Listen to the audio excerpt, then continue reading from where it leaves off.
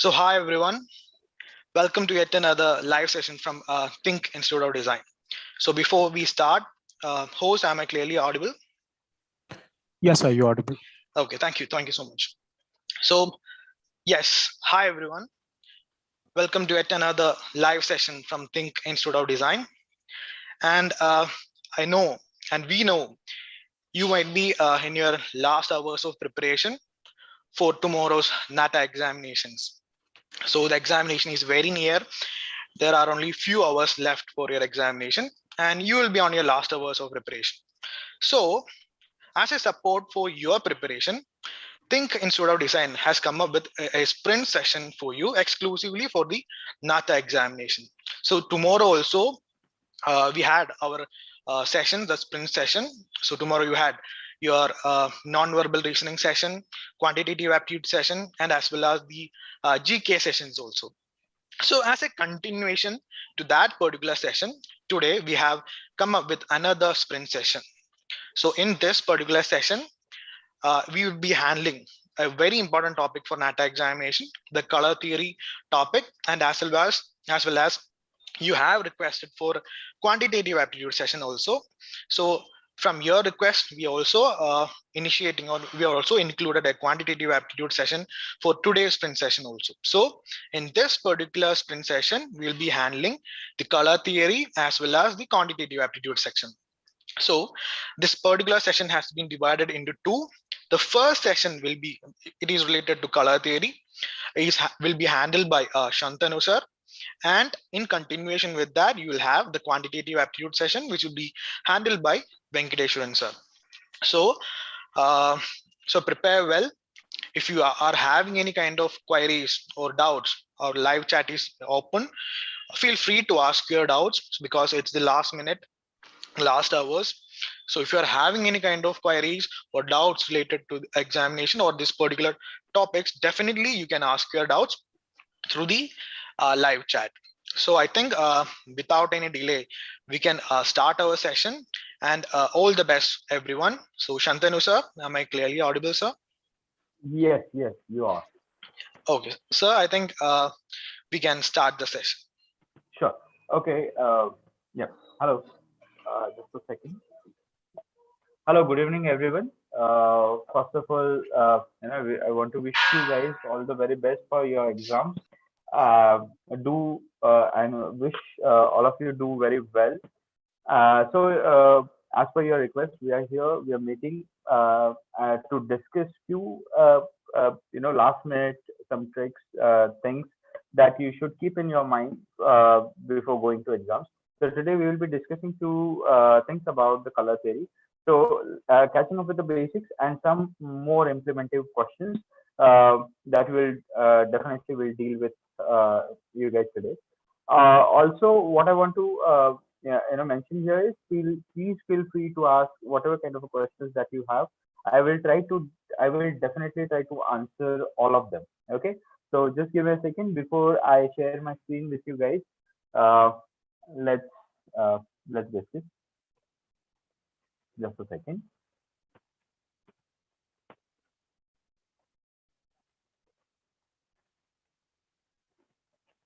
Okay, so here you go. So we'll be discussing, we'll be drawing a couple of things together. Okay, so just a second. Okay, so I hope my screen is visible to you. Also, this is one thing that I wanted to discuss with you guys. I will be keeping my camera off just till the time like I'm sharing my screen just for the performance purpose. Okay, nothing else. So yeah. So the topic that we are going to discuss today is color theory. Some of the basics and some revision that we will do with it. Just a second. Just a moment, guys.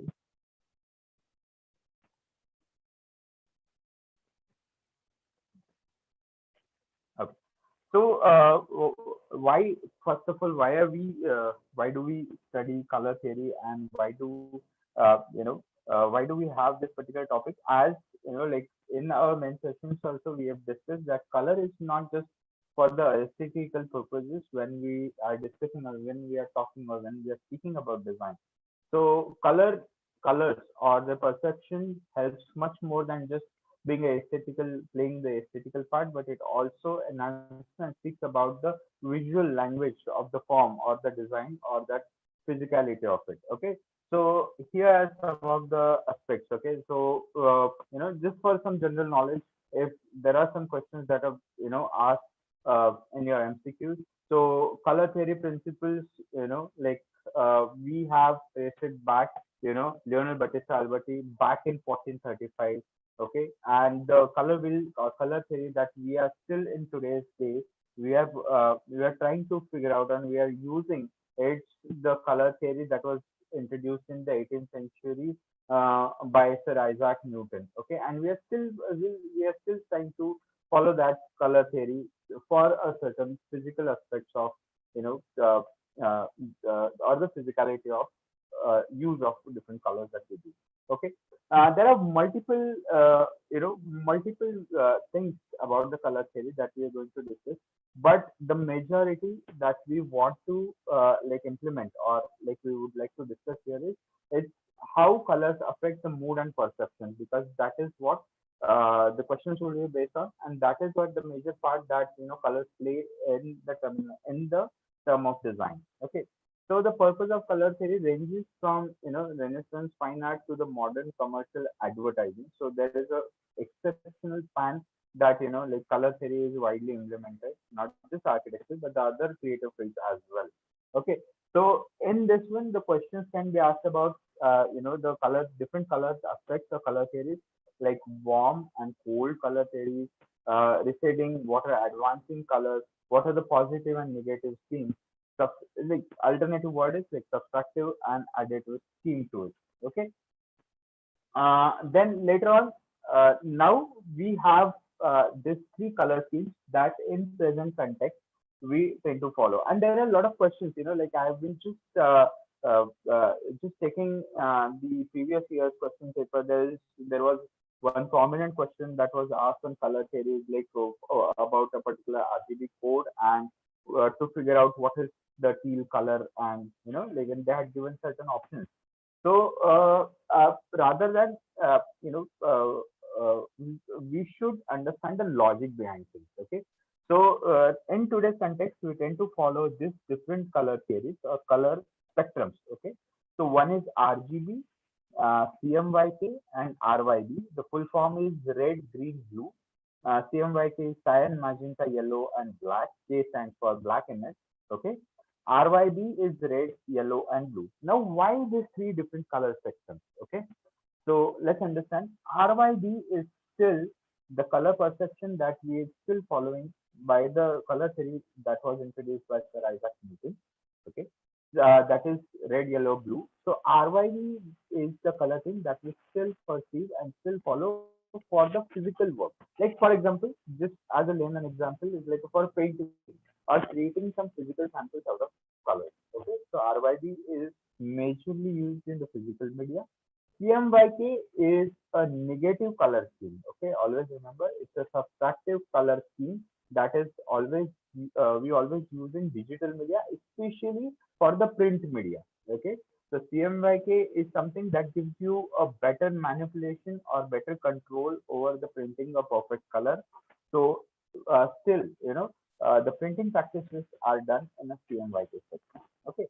RGB is color spectrum that we follow for the digital media, like for your telephone, mobile screens, your laptop or desktop screen.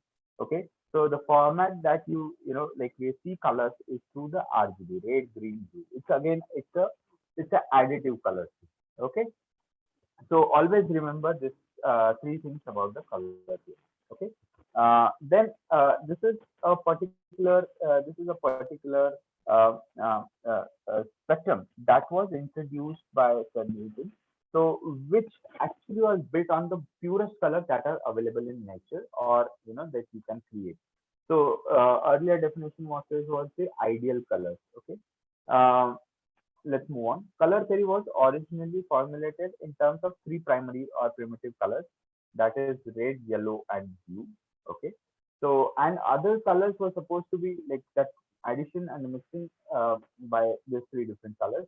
Okay, the three pure primary colors can mix. There was assumption made that why these were the primary colors. Like why do we call them a primary colors? Because these are the three purest colors that are available and have a possibility and like capability of a mixing of by mixing of them you can create all different colors through them. Okay, and a particular color that is like in spectrum, if it is not achieved perfectly, it would be created by this imperfections can be cured by adding certain additives or colorings. So that was the uh, there were many different spectrum to it, like red, green, blue, or violet. So that was the color theory that we still follow for the digital media. Is was introduced much later in 19th century. Okay, so enough of the theory. Let's go to some implementation part of the color theory. Now, just a moment. Now we have just a second. Let me share my screen, another screen with you. Okay. So some basic color schemes. Okay. So basic color schemes. Uh, Sometimes the images are given and people or the question is asked you to figure out what kind of color scheme is being used. Or probably sometimes they give you a challenge. They would give you an example like a kid's room, and they would ask you what kind of a color scheme that you might select for this. So probably they would give you color schemes like this, just swatches of your color scheme, and they would ask you to select appropriate ones. Definitely, we will look into the implementations of it. But yeah, so let's just go through this some of the basic color schemes. So that is achromatic scheme. What is achroma? Achroma is basically there is absence of chroma in it, so that is why we call it achromatic. So probably that's a technical name to it. Let's not call it just a black and white. Okay, so without colors, uses only blacks, whites, and grays. Okay, so um, the color values, hues, and things. Okay, so we will do. I'll try to explain some of that theoretical skills by working, and so that you don't forget, and probably it is useful to you during your last moment of uh, the preparation or revision, and you can use it well in during your exam. Okay, what is the analogous color schemes? Analogous color schemes is basically three consecutive color on your color hue. Okay, so I will definitely explain the how to make this color wheel, how to remember it. You don't have to like I said another thing with you. So you don't have to always remember, like learn it by heart. You can just remember what kind of a color wheel, what kind of color spectrum that you are going to work on. So as I mentioned earlier, like for the physical media, we still work on the physical RYB model. Okay, RYB. This is the color spectrum that we still follow for the physical media. So we'll be using this. So all you need to remember is these three colors, as this is the color scheme. Okay, always remember it in a clockwise manner, RYB. So this is how you would be able to create your color wheel very quickly. Even if you forget, you can quickly create your own color wheel within few seconds. Okay, so I just create these are the primary colors. Okay, that is what we know. So this is the red. Okay, red. This is the yellow. Okay, I'm just doing it roughly, but doing it just so that you remember by heart. Okay, and this is the blue. Okay, so these are the basically our primary colors. Let's just mention them over here. Primary color one. So we know that these are the primary colors that we are working on. Okay, so later on we know that if we make the addition of these three colors, okay, or subtraction, this is the additive color scheme. So always remember RYB is additive, so we'll be mixing colors. We are not taking it away from one another. Okay, so the addition of red and yellow, like everybody knows that it is orange. Okay, so you can just call it orange you just mentioned. So we know that this is particularly a secondary color. What if we add a blue plus yellow? It creates a green. Okay, this is how I would remember. Like if you have pencil colors, like you can use them quickly so that you will always remember this. 2 seconds. And what if I just add this two? Like probably we will be able to create a purple. Okay, so I'm just mentioning it over here. Okay, forget. So this is secondary. So how many secondary colors we have been created? There are three primary colors and three secondary colors have been created just by the addition of two colors on the primary spectrum. Fine. Now it's a time to add one primary plus secondary color. Okay, so addition of primary and secondary, which will give birth to a tertiary color. Okay, so red plus orange. So either this is called a deep orange. Okay, a blood orange, whatever. I mean, there are different color companies. Yeah. So if you just take the question that has appeared in 2021 exam, it's just on this one. So they have given a particular color codes like this.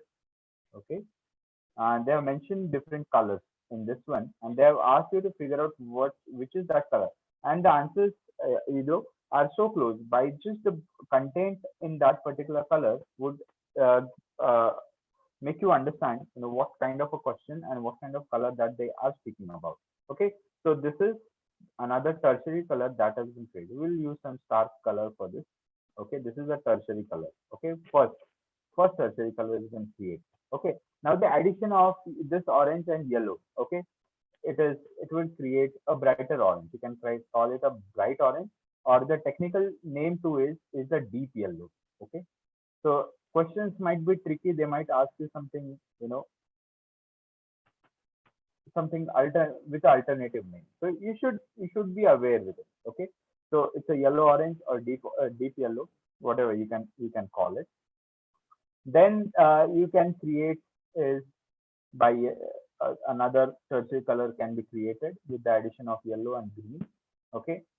Now this is teal color. This is the question. So they had given one of this color, and there was one more addition to it, and that asked which is the teal color. So teal is basically it's called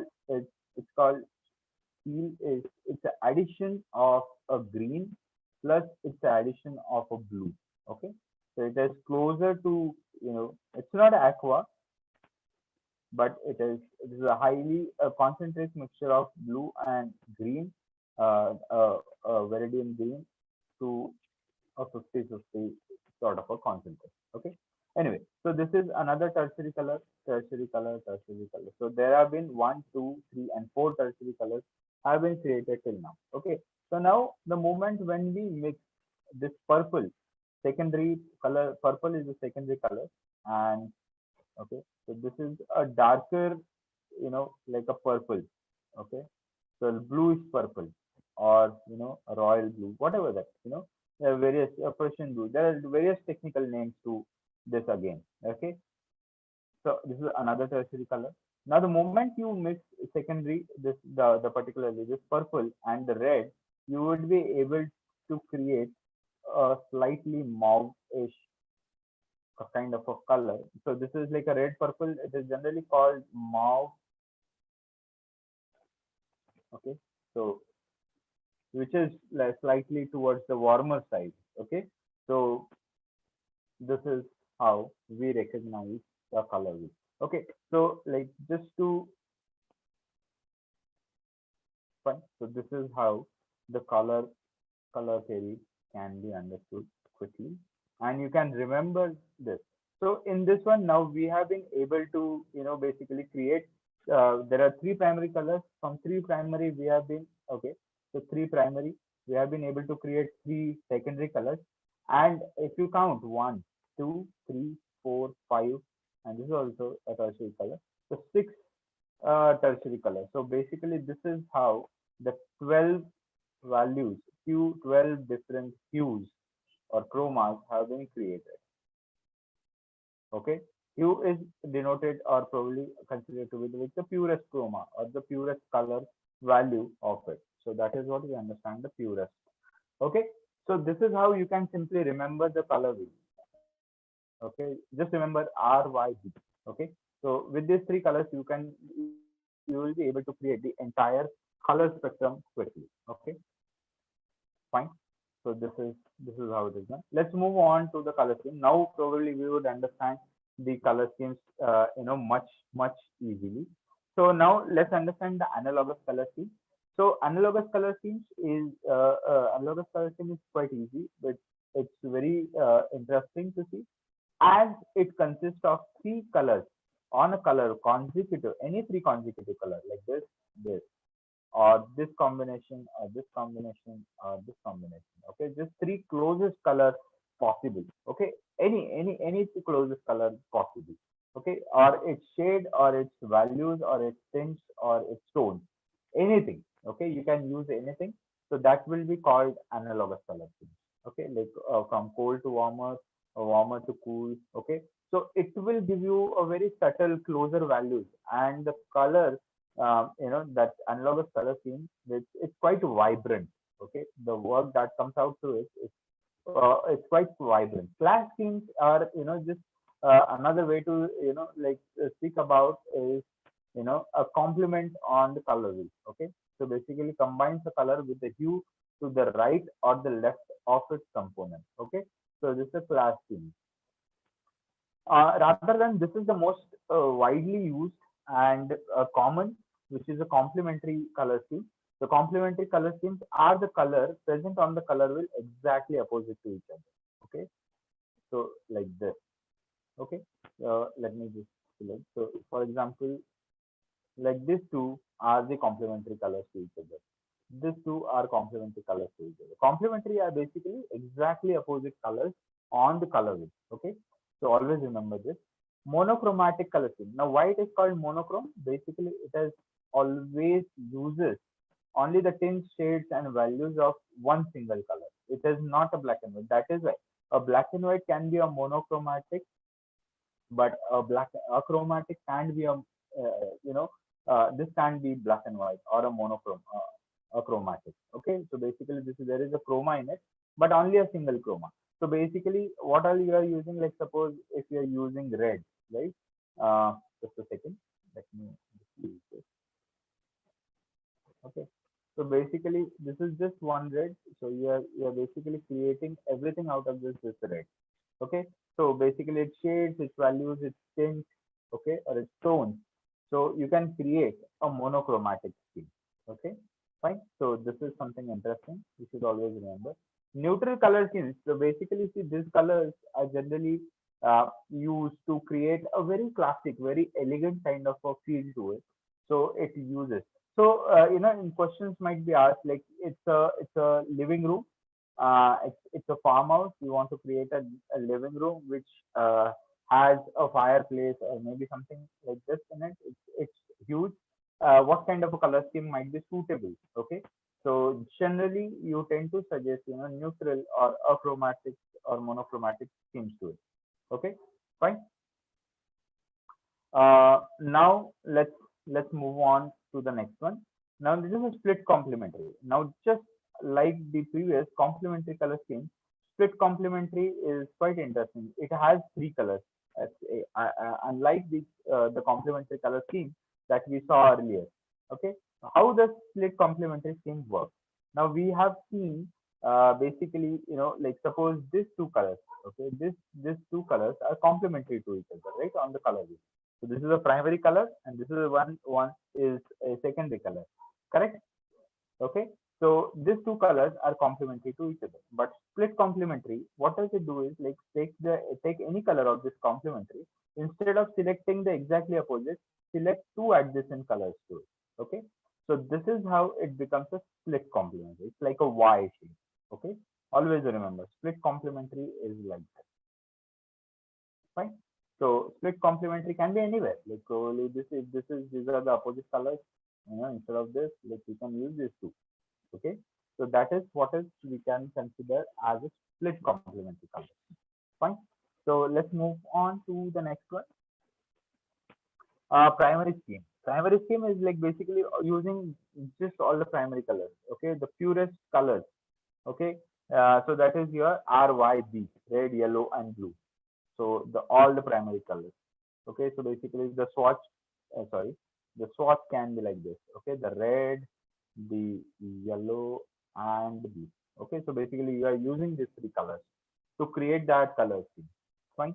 So this is the pure primary color scheme. Okay, secondary is basically you're using the secondary color schemes, secondary colors that have been created. So here you can use not just the primary colors, but yeah, their tints, their shades and tones. Okay, what is tints, shades and tones? We will discuss that in just coming few moments. Okay. Uh, uh, then later on, tertiary triad scheme. Okay, so what is triadic, tetradic, and let's try to understand. Okay, so in color wheel, okay, just a second, just a second. Okay, so basically, creating tetradic is just like a split complementary. Okay, so basically, what was the split complementary earlier? We were just selecting one particular color over here and another colors, like adjacent colors of the second. So here, instead of selecting even this color, what we shall do is basically we will select adjacent colors for this as well. Okay, so basically you are selecting four colors. So the entire color scheme has become like a rectangle. Okay, just understand this. Okay, so this is, I'm really sorry guys. Just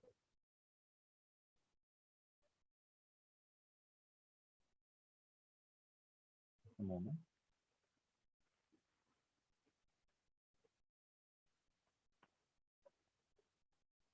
Fine. So these are the color schemes.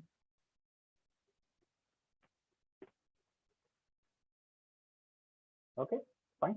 So that's how you can figure out the color schemes and you can use them during your exam. Okay, now let's move on to a little bit of implementation. Okay, implementation over this one. Fine.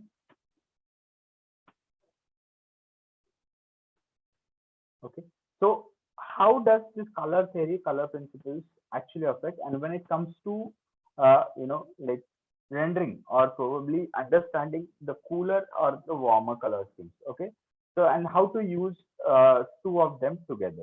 Like we have seen the color, the color wheel over here.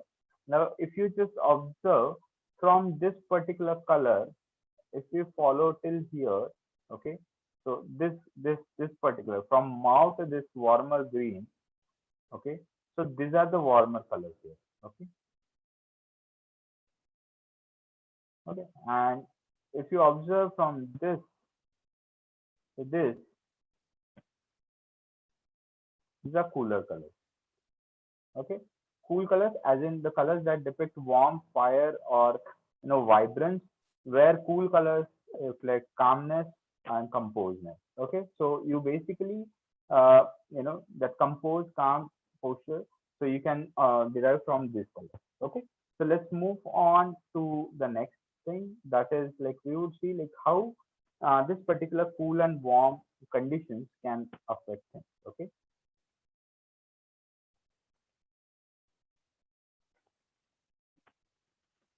fine. So let's just understand this quickly. Just a moment. Okay. So let's see like how color theory is going to help you.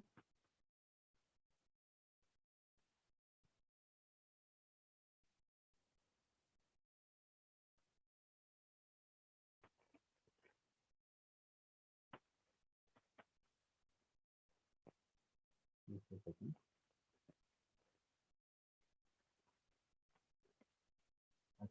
Right. So basically this is let's just understand in terms of in the gray.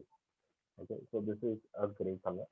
Okay, so right now when we understand this as a shape, okay, so color theory of textures or volumes, how does it help to understand forms? So this kind of a questions might be asked to you during during the MCQs, like what kind of a shadow it might this object can cast at 12 p.m., 1 p.m., okay, 4 p.m., or we can revise that, as well as we will understand how colors and things are important. Okay, probably how you can create a more depth in your solution. Okay, so just a second. Now, for example, now the moment I mention, okay, this particular color, I'm really sorry.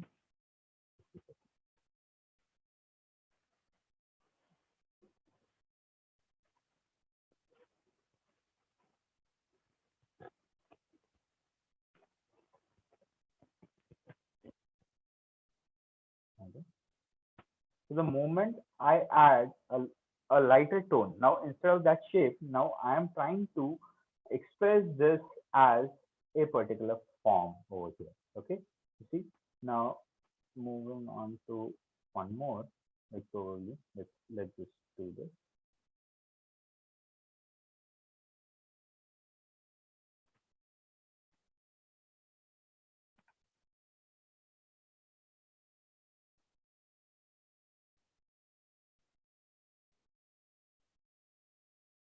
Okay, okay, I mean, so now with the help of just simple colors, we have been able to not just understand this as a cube, but now we are also able to make the interaction of this quite stronger, that now one easily understands,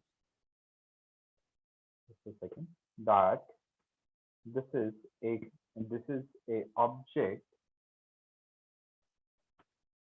which has a light falling on it from this side. Get it? Because this has a darker value, midtones and light. Okay, this is what we have done. Now, simply, there have been questions they previously asked. Okay, what kind of a color spectrum the shadow of this object might have according to the morning light or evening light. Okay, so just for the MCQs, let's try to understand the next question. Okay, so here let's try and understand.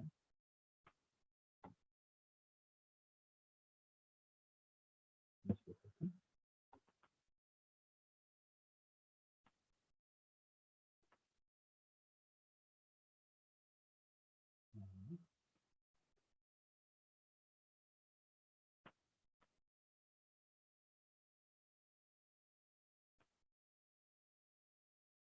Fine. Okay. So now probably let's think of this as a color. Okay. Now how does warm and cool colors work in this? Let's just understand this one.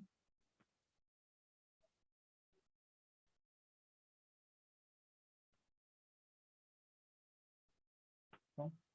Now this is a particular object. Now suppose there is a circle, or probably it's a sphere, right? Let's just understand one as a sphere.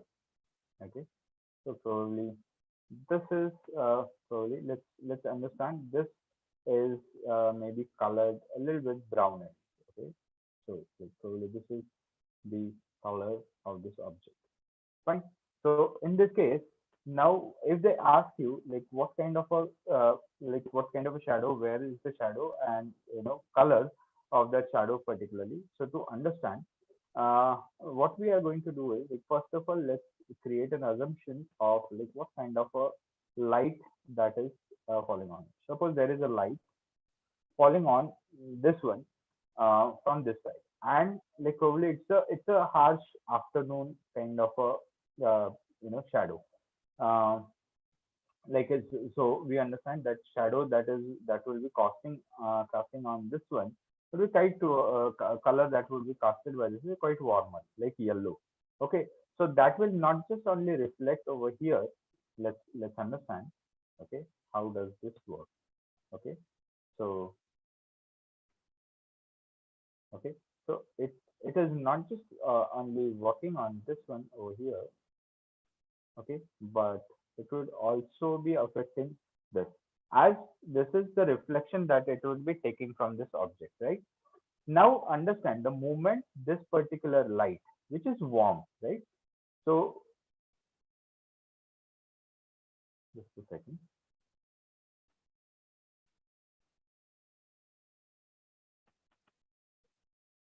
So this is how the terminal. So basically this is the light received by this particular part will not receive some light. that means it is not receiving the warm light as well. Okay. So what are we trying to do over here? The moment it is not, so we will try to use the complementary color of this color on the color wheel. It's just a simple logic behind it. Okay. So what I might try to do is I might try to create, okay, probably maybe a cooler color in terms of, you know, just a second.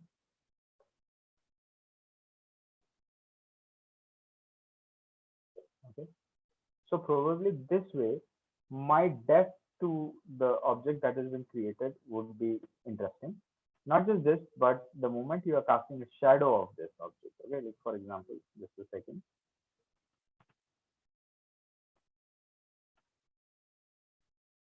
Like suppose this is the shadow.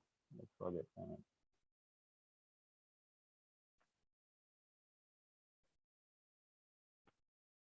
Just a second. Okay, even if it is fine, let's just consider this as a little bit of gray, as you know, like it will receive hardly any amount of light over here. But the shadow that is created would always be a bit darker, but slightly warmer over here.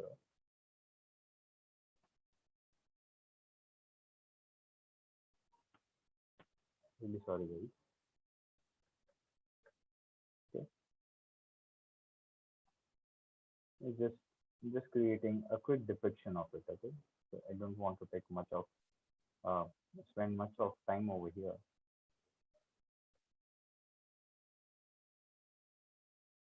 So this is something about the afternoon light. As it moves towards the, so there is more light that is going to intervene on this side. So what I'm going to do is, like, it would be like little warmer on this side, the shadow. Okay, so this is how the depiction of that shadow can be created. Simple. Okay, so if this is something,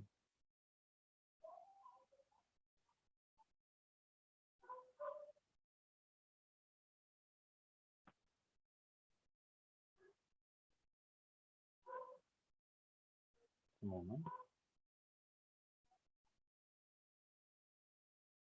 Okay, maybe this is how the shadow can be created or casted for this object. Okay, so darker, but yeah, little bit slightly warmer. Okay, not a cold as evening. Same thing, like same aspect in the evening shadows, they can be added because the sun is on, the rays that are emitted are much on a cooler side. So the shadows that will be received. So according to this, sometimes what they do is they will provide you images. Okay, and they might ask you to gauge the time.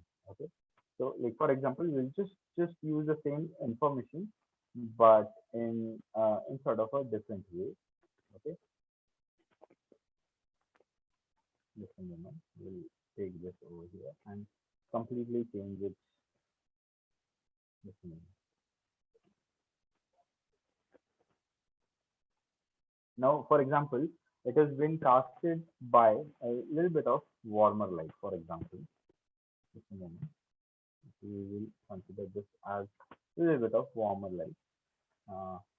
Maybe it's the evening time, right? So let's just use this. Okay.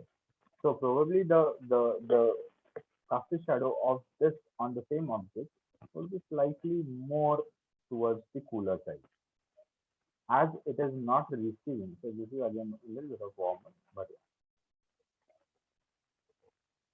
Fine. So maybe like this. This is like a evening kind of a time, and the shadow that it is going to probably receive over here. Okay, let's just understand completely differently. Okay, just a second. Just make a blank canvas, and probably now what is going to happen is, the shadows that it is going to create will definitely have, as the warmer light is not able to reach over here. Okay, so what are we going to have is a darker tones in this one. that it is much bluer. Okay, the darker tones here. Okay, so this is how probably the evening shadows are going to be. Okay, the slightly warmer lights on the sides, but yeah. So the same object can cast different kinds of a shadow around the different hours of the day. Fine. So this is like probably, you can gauge it around 12 to 1 p.m. and this can be around like 5 to 6 maybe. Okay, so morning and evening shadows will have slightly bluish tones in them, and this one will have slightly warmer. Okay, so this will be a kind of a question last, like where you are supposed to figure out the shadows and other things. Okay, so this can be definitely asked for your NATA exams. Okay, I hope this is clear so far. I know we are doing it as like we are short on time, but I hope I have been able to clear this concept for you guys. Okay, so apart from this, like, do you guys have any questions regarding color theory? You can please ask before we go ahead. You can definitely ask me whatever kind of questions that you have.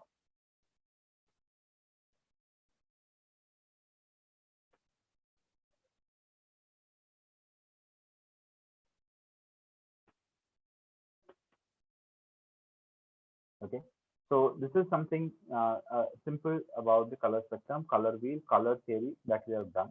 Now, sometimes, just to explain you, I'm not going to get into much detail about that, but yeah, let's speak about the color physiology and things. Okay, so let's just talk about the color physiology and other stuff. Okay, right. So the implementations of color. Like for example, now sometimes the question has been asked, like we discussed earlier, like different spaces, and they might ask you like what kind of a color spectrum or color wheel or color scheme that you might use for that particular space. Now suppose if it is a kids room, okay, obviously vibrant, or brighter colors can be used as it is okay over there. Okay, so this is like for teenagers or something. Okay, so as they grow older, choices and understanding and maturity about handling things changes. Also the color choices and probably one that reflects their mood and perceptions also changes. Okay, so here vibrant, so probably analogous color scheme can can work really well. Okay, vibrant colors like yellow, oranges, and might go with it white contrasting colors, so there is more contrast. Okay, so definitely remember this. If it is like a living spaces like a living room, obviously a simple neutral colors or elegant color schemes can be used. So where there are more, like probably we are using lighter shades. Okay, shades, lower value shades or tints of a elegant or lighter color. Okay, so this is always understand. So like white more of, and contrast is with warmer colors. Okay, like wood, if you've seen, like which has a darker polish. Okay, contrast with wood or other elements. Okay, living, this is something about the living spaces. Now if you are working about some meditation spaces, like meditative or probably, so more of a earthen colors with elegance. Okay, earthen colors with elegance can really go well. Okay, so this is something like white, beige, like very lighter tints of yellow. Okay, with earthen brown like terracotta colors. Okay, or maybe actual terracotta flooring or kind of that red rustic orange color can really go well.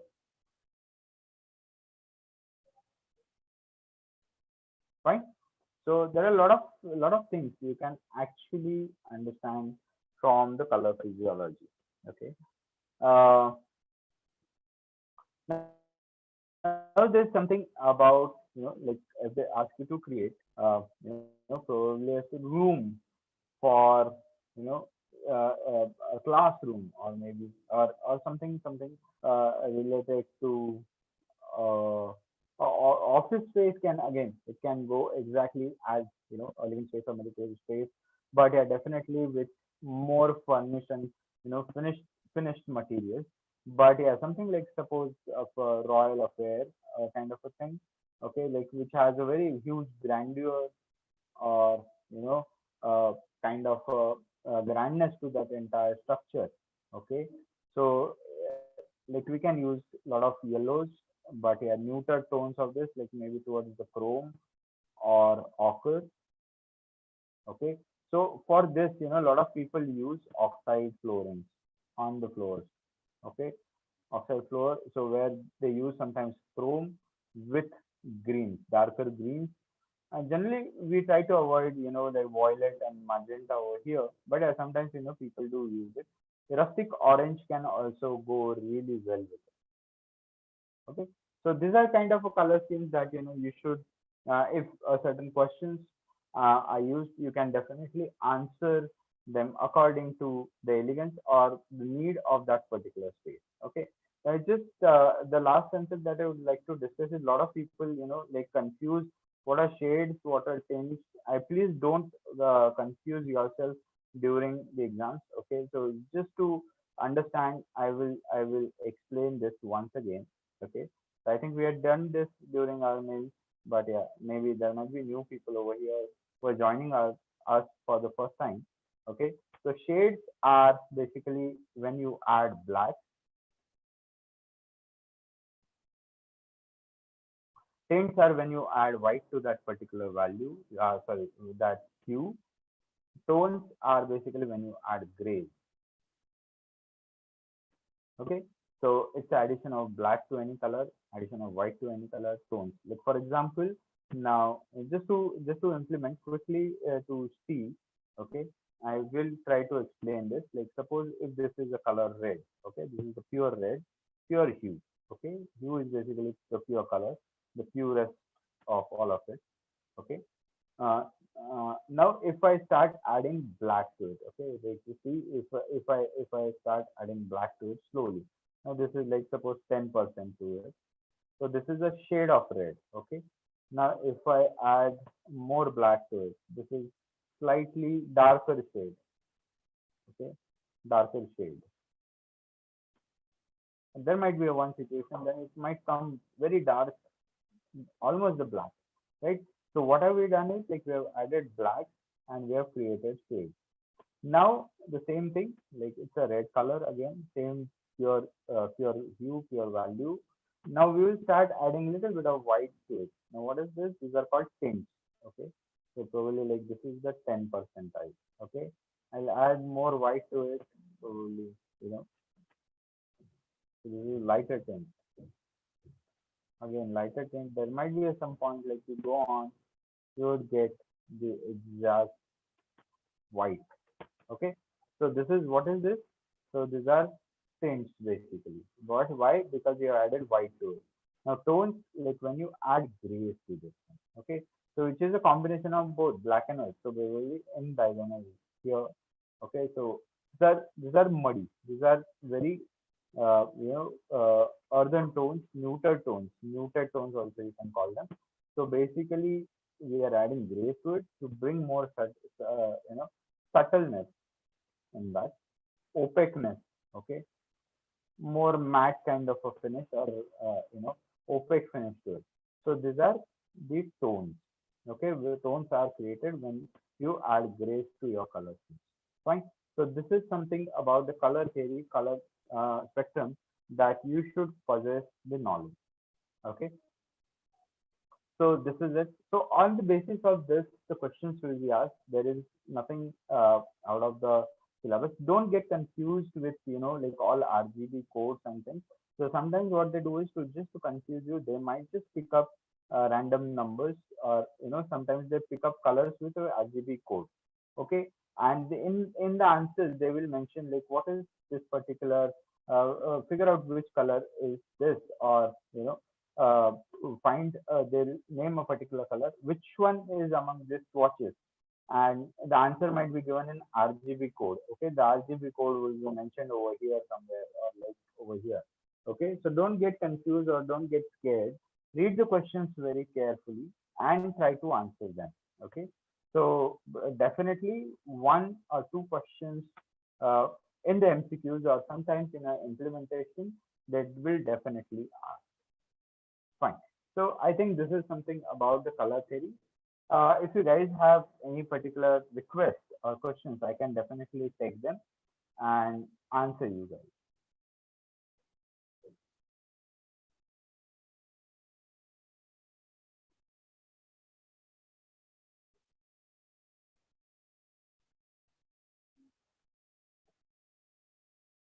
Fine.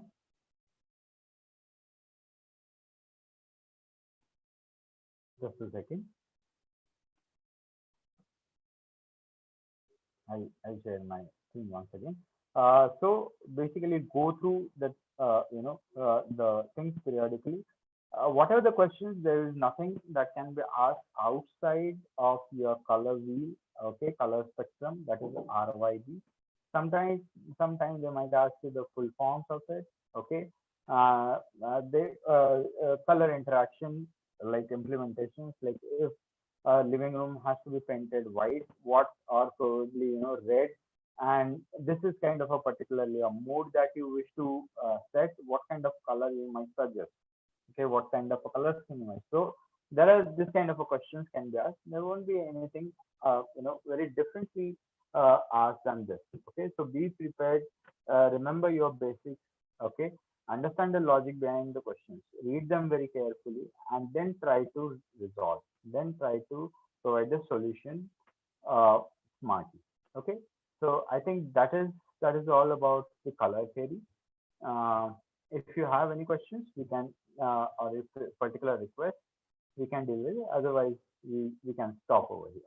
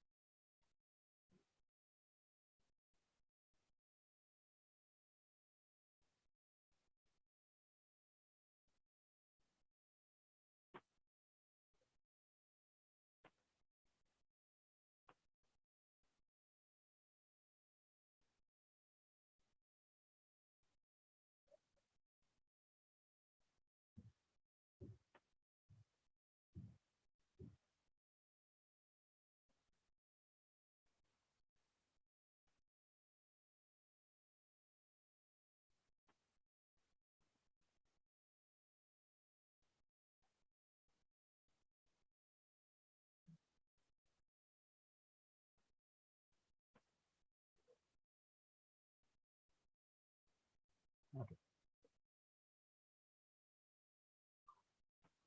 Uh, let's say there are some requests that students have said, like people wants to discuss a few things about principles of design. Okay. There are some questions that are based on. Just a second, I'll share my screen once again.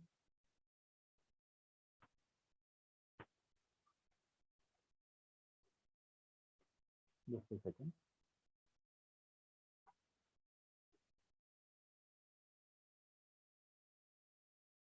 Just a second.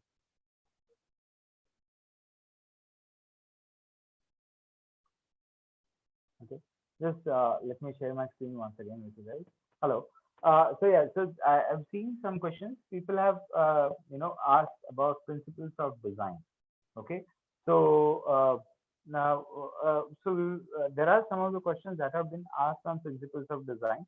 I think there I will try to share one question in particular with you. Just a second. Uh, I will share. I'm sharing an image with you. Okay, just a moment. Just a second, guys.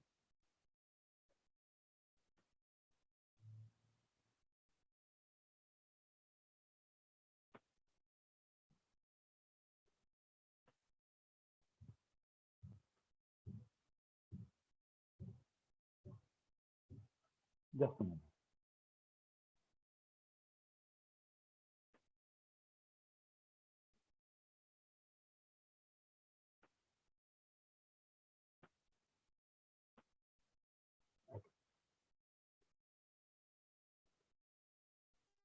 So sometimes in NATA exams, this kind of questions have been repeatedly asked. So is to figure out what kind of I'm really sorry, guys. What kind of design principles that you see in this particular question? Okay, so the four most important uh, uh, you know questions. Identify the four most visual principles in the given two-dimensional black and white composition in the sim. Okay, so we will try to try to resolve this one. Just a second. Okay, so let's understand. Let's try to resolve this particular question. Okay, so we know that there are like we have we can basically work on few design principles over here and try to figure out with the laws of perception that we have already studied. Okay, so now they have given us a certain options over here. Okay, uh, just a moment.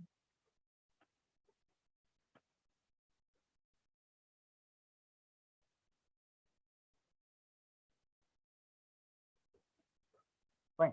So let's try to cater to this kind of a question. So the question is identify the four most important visual principles in the given two-dimensional black and white composition. Okay, and the options are given below. There are multiple, and we just have to select four. Probably we would select all of them, whatever that we see, and probably which are the most prominent. You can mention if the option is given, or probably you can write it in the space provided to you. Okay, so what is parallelism? Parallelism is basically a concept when you see things are happening parallel to things. Like for example, if there are steps, if there are stairs, even the line which are like very indifferent from each other, but still if you think that like for example waves in the sea, right? So probably like if you see waves, they might be all over different shapes, different sizes, but in the plane that they are happening or they are occurring are parallel to each other, correct? So probably that is the visual perception that you get, that shapes or those lines being parallel to each other or not converging with each other at certain point known as a parallel, and the concept is known as parallelism. So probably if you see, this feels like these are kind of a contours, you know, and probably that don't feel that they are converging with each other. Okay, so probably at each plane they feel like they're parallel to each other. So probably the concept of parallelism is definitely that exists over here. Okay, so parallelism is definitely there. So then radiation. What is radiation? So I think we have seen it in rhythm by radiation. Radiation is like, for example, if there is one point and if the lines are emerging out of that, so basically it is radiating. Something is radiating towards you. Okay, so this is called radiation. Also, that radiation concept can be seen over here. Suppose if this is a tunnel, okay, or this is something like a, and if you see it's something like this, okay, tunnel. Okay, so what is happening? You feel like this is something at equidistance and it is coming towards you, or you are passing through this, right? That visual appearance of it coming towards you. So that from one particular, even that point is not visibly seen, but it is radiating through that point. So that is called the concept of radiation. So it doesn't seem to happen over here, like from this point. So we don't see that rhythm by radiation is over there. Does it have a 3D effect? Now, definitely it feels like this is coming up, this is going down, this is again going down. Is because the lines, the play of lines that is getting thicker. So, for example, like if we see like the foreshortening, the concept of foreshortening. Okay, just to explain. Now, this is a simple rectangle, right? Now, but if I draw this rectangle like this, okay, this is still rectangle, but it looks like it is in perspective. Probably the upper edge is thicker, and probably we can we can, even if it is a shape, we can think of it as a trapezoid, right? So basically this particular appearance, visual perception, is being tweaked by the foreshortening or the depth. So that 3D effect is definitely there. Okay, now what is hierarchy? Hierarchy means there is a particular structure, there is a order in the projection or things that are given, right? Just imagine, like the row in the school line, okay, like probably assembly line. So a kid from a shorter to taller, okay, would be standing in a row. So what is that? That is a hierarchy. That is a structural order from a shorter to bigger. Okay, so there is a order. So even in composition, like if this is a bigger, okay, so one, two, three, that is prominently seen. Okay, bigger to smaller, right? So that hierarchy is hardly seen anywhere because it's a very random flow to it. So I don't see any hierarchy here. Is there a order? If there is no hierarchy, there can't be a order, right? So even order is not there. Order is the same thing, right? Like in what order it is, because it's very random. So it is define the law of order as well. Do you see any symmetry? Symmetry is basically exact volume on both the sides, right? Even though they are different, but they are so close to each other that symmetry is created in front of your eyes. So that is not happening either. Now datum is basically sense of information. So that is also, it's not seen over here. Okay. Continuity is something, like not simple. Continuity is, like suppose this is a frame and there is one thing is moving from like this, or there is one wire, or there is one line. So basically what is happening, my eye is traveling from this particular line to this one. So basically that sense of continuity is breaking. If this would have been, like very prominently going from this to this, okay, this is breaking here, breaking over here. So there is lack of continuity as well. Okay. So it is now I am identifying this as a different identity and this as a different. Okay. So there is a lack of continuity also. But we see that movement is definitely there. My eye is tend to move from this place to this. Okay. From this to this. Okay. This to this. So there is definitely eye movement. Okay. So movement as a visual principle is definitely there. Vibration is something disturbing, or like is my vision like suddenly moving from this point to this and from this to this. There is no such vibration. This is quite subtle, so vibration is not there. Do we see convergence? Yes, we definitely see, as we feel that this line is going here. Okay, these lines are also, like see, these lines are merging over here. This is going over here. So we definitely see some convergence. Okay, even at this point, we feel like these lines are going and merging at one particular point. Okay, so definitely convergence is there. Okay, now rhythm is definitely there. Rhythm is nothing but a tempo to eye, a visual blissful movement. Okay, so rhythm is this, like when we see like this is a curved line. So why? Because it has a particular rhythm of a curve. Our eyes tend to shuttle travel through this, so rhythm is definitely there. Now delicateness, I don't see any delicateness in this one, as in it's a very irrelevant of this. So sorry, delicateness is not there. Neither I see focal point, because there is no such focal point. Everything is moving outside the frame, right? So no focal point either. Contrast is definitely there, as like if you see in micro, a positive to negative, but it is there in between just this line. As a whole, I don't see a bigger contrast. Okay, so contrast is there, but is not much. So what I'm going to do is I will select only 4, as I have mentioned. Like contrast is there, but the percentile is low. Okay, but we'll still, as an answer, we'll keep this for now. Any direction? Yes, definitely we see a direction, right? It is going, like we have already said, right? Continuity is there. Sorry, not continuity, but the movement is there, right? So movement is in certain direction. So that is happening either on this direction. Okay, so direction is definitely there. Now to select 4 prominent out of this, let's see which are the 4 that we can see happening over here. So a parallelism is definitely there. Okay, that is one. 3D effect is quite prominent, right? So we will select C, that is 3D effect. Then movement is also quite prominent, right? So we'll keep it over there. Vibration is not there. Convergence, yeah, like movement and I think convergence is the same, but yeah, I think convergence is also there. Anyway, we have been selected 4. Okay, so I think these are the prominent ones. Fine. So since it is a 4. Let's check the answers for this one. Okay. Okay. Fine. So see, A, C, I is there, K is there. Okay. So as a correct answer, they have given this also, but they have mentioned in the question just to answer the four most important regions. Okay. So this is how we can resolve this particular question. Okay.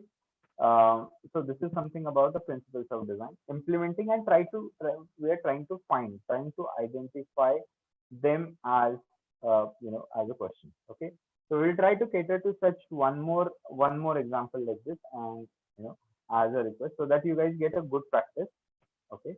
Just a moment. Give me a second. I will try to bring in one more question like this. Okay. Just a second.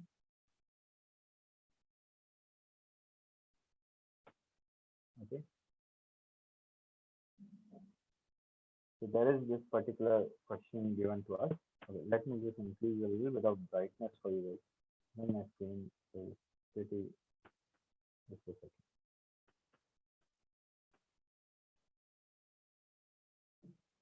Fine. Okay. So this is the question. Okay. And the options that are given to us, I'll just try to fetch in the the answers also. Just a moment.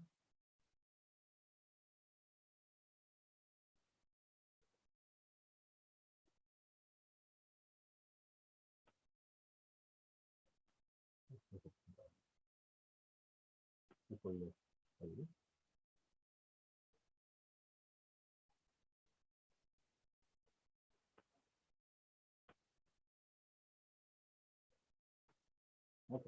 So this is uh, the answer set also that is given to us.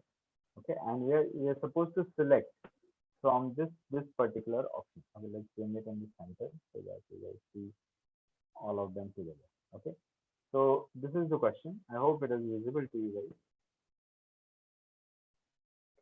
Fine. So let's try to resolve the. Let's just select another color so that.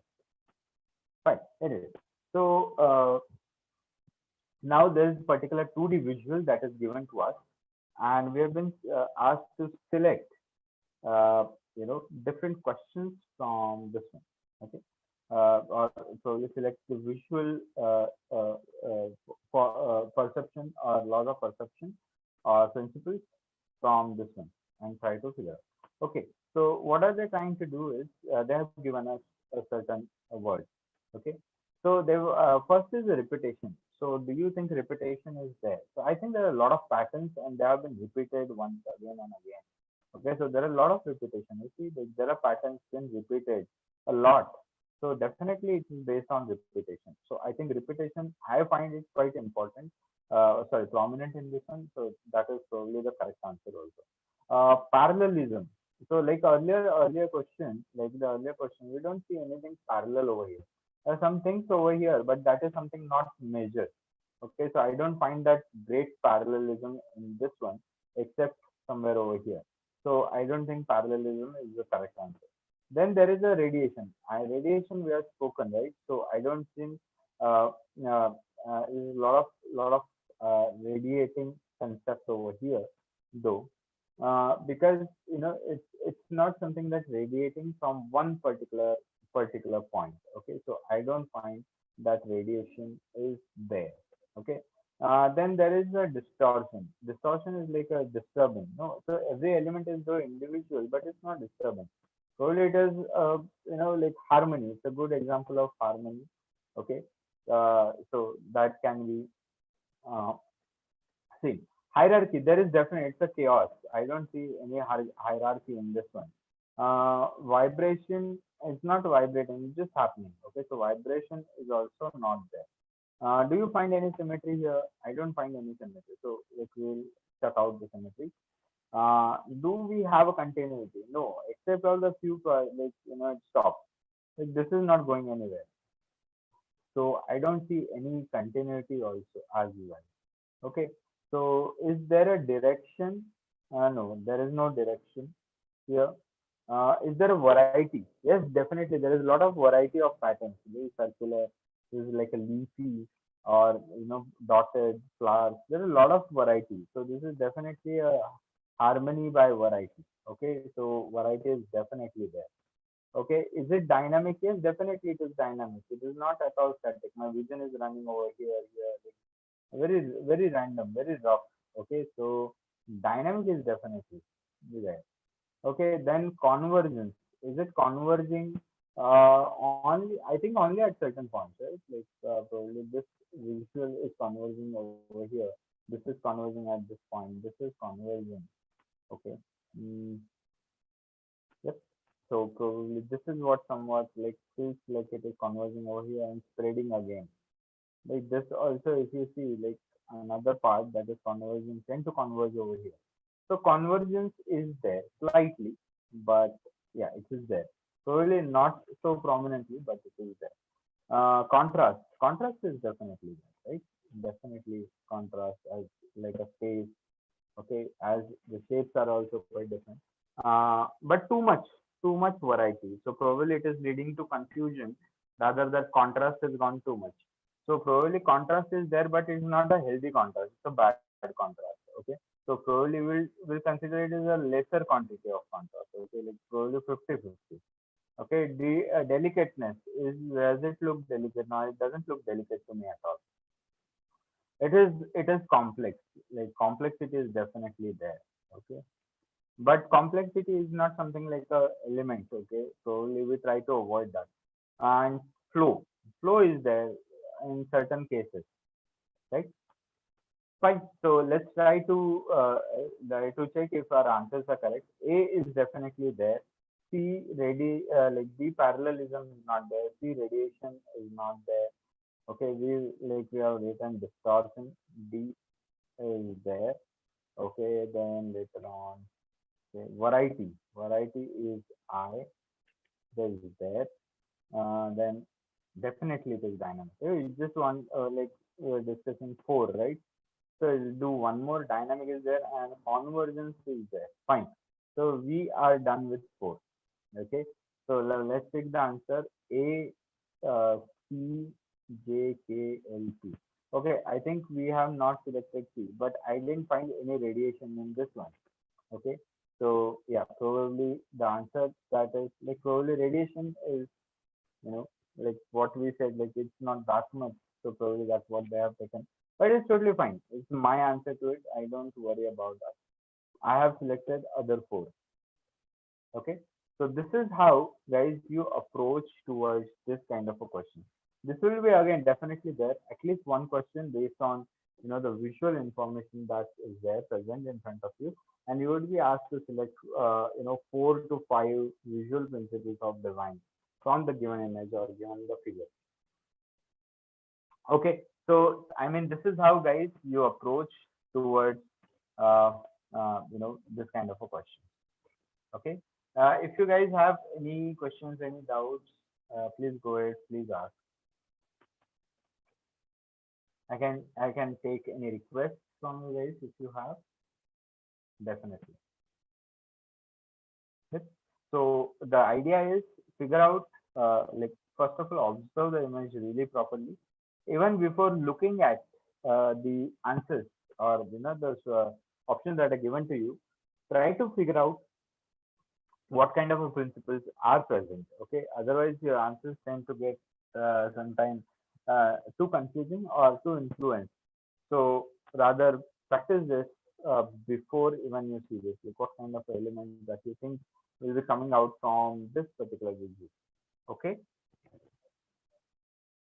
so I think this is almost the time. We can wind this session up. I'll stop sharing. If you have any questions, please. Um, yeah. So I think the next topic is the Venkateshwaran sir is going to conduct. He'll be joining you guys shortly now. Okay. So yes, host, can you take over? Yes, sir. Sure. Thank you so much. Yes. Yes. Okay. Thank you guys for joining, and thank you and wish you all the best for your exam. Okay, sir. Venkatesh, sir, am I audible for you? Yes, sir. Good afternoon. Yes, I'm audible. Okay, sir. Then shall we start next? Yeah, yes, sure. Yes. Thank you, sir.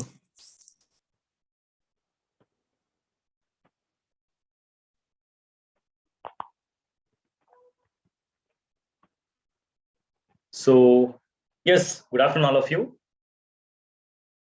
So let me just share my screen to you. Make sure whether you can see the screen, okay? Yeah, yes. So we are now going to have the arithmetic part discussion. As usual, from the previous year's questions we are going to discuss. Okay, finance, that is about the plan for the next 1.5 years. So up to 3, I'll be handling the session. And yeah, yes. So I hope you can see the screen also, make sure it. And yes, just to have this confirmation, I just had this. Okay, yeah, yes. If you remember, yesterday we had a set of questions. We were seeing few questions there.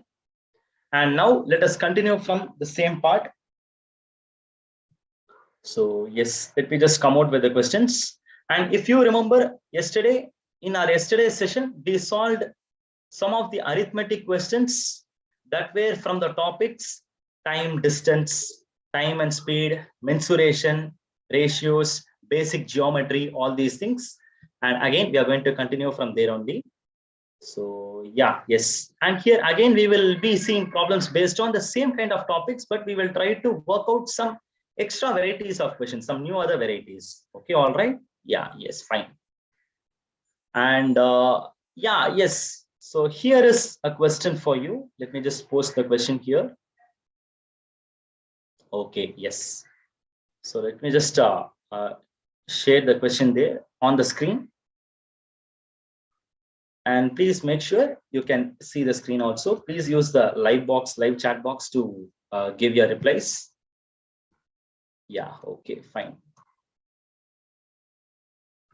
Yeah, yes, I hope you can see the screen. You can see the question there also. Yeah, yes. Let us start with this question, what you have in the screen. Maybe I'll just magnify it a bit for you to view it properly.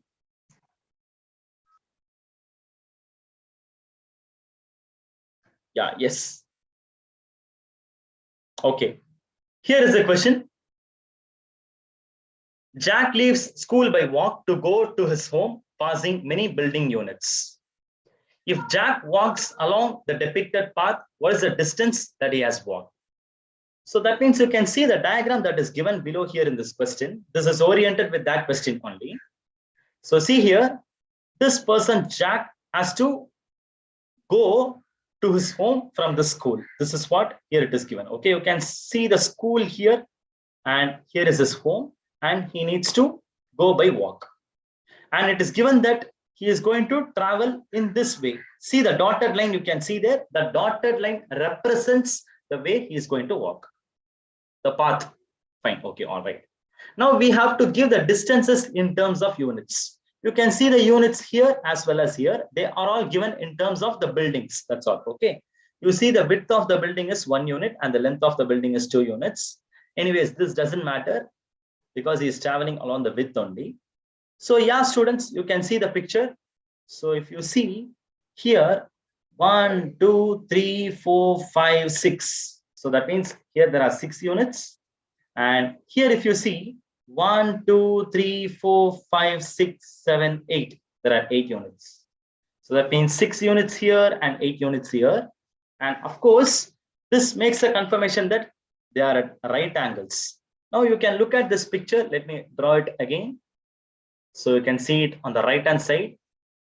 So that means you can see a triangle that is a right angle triangle whose 2 sides are 6 and 8. And this hypotenuse is missing. Let us take that to be some x.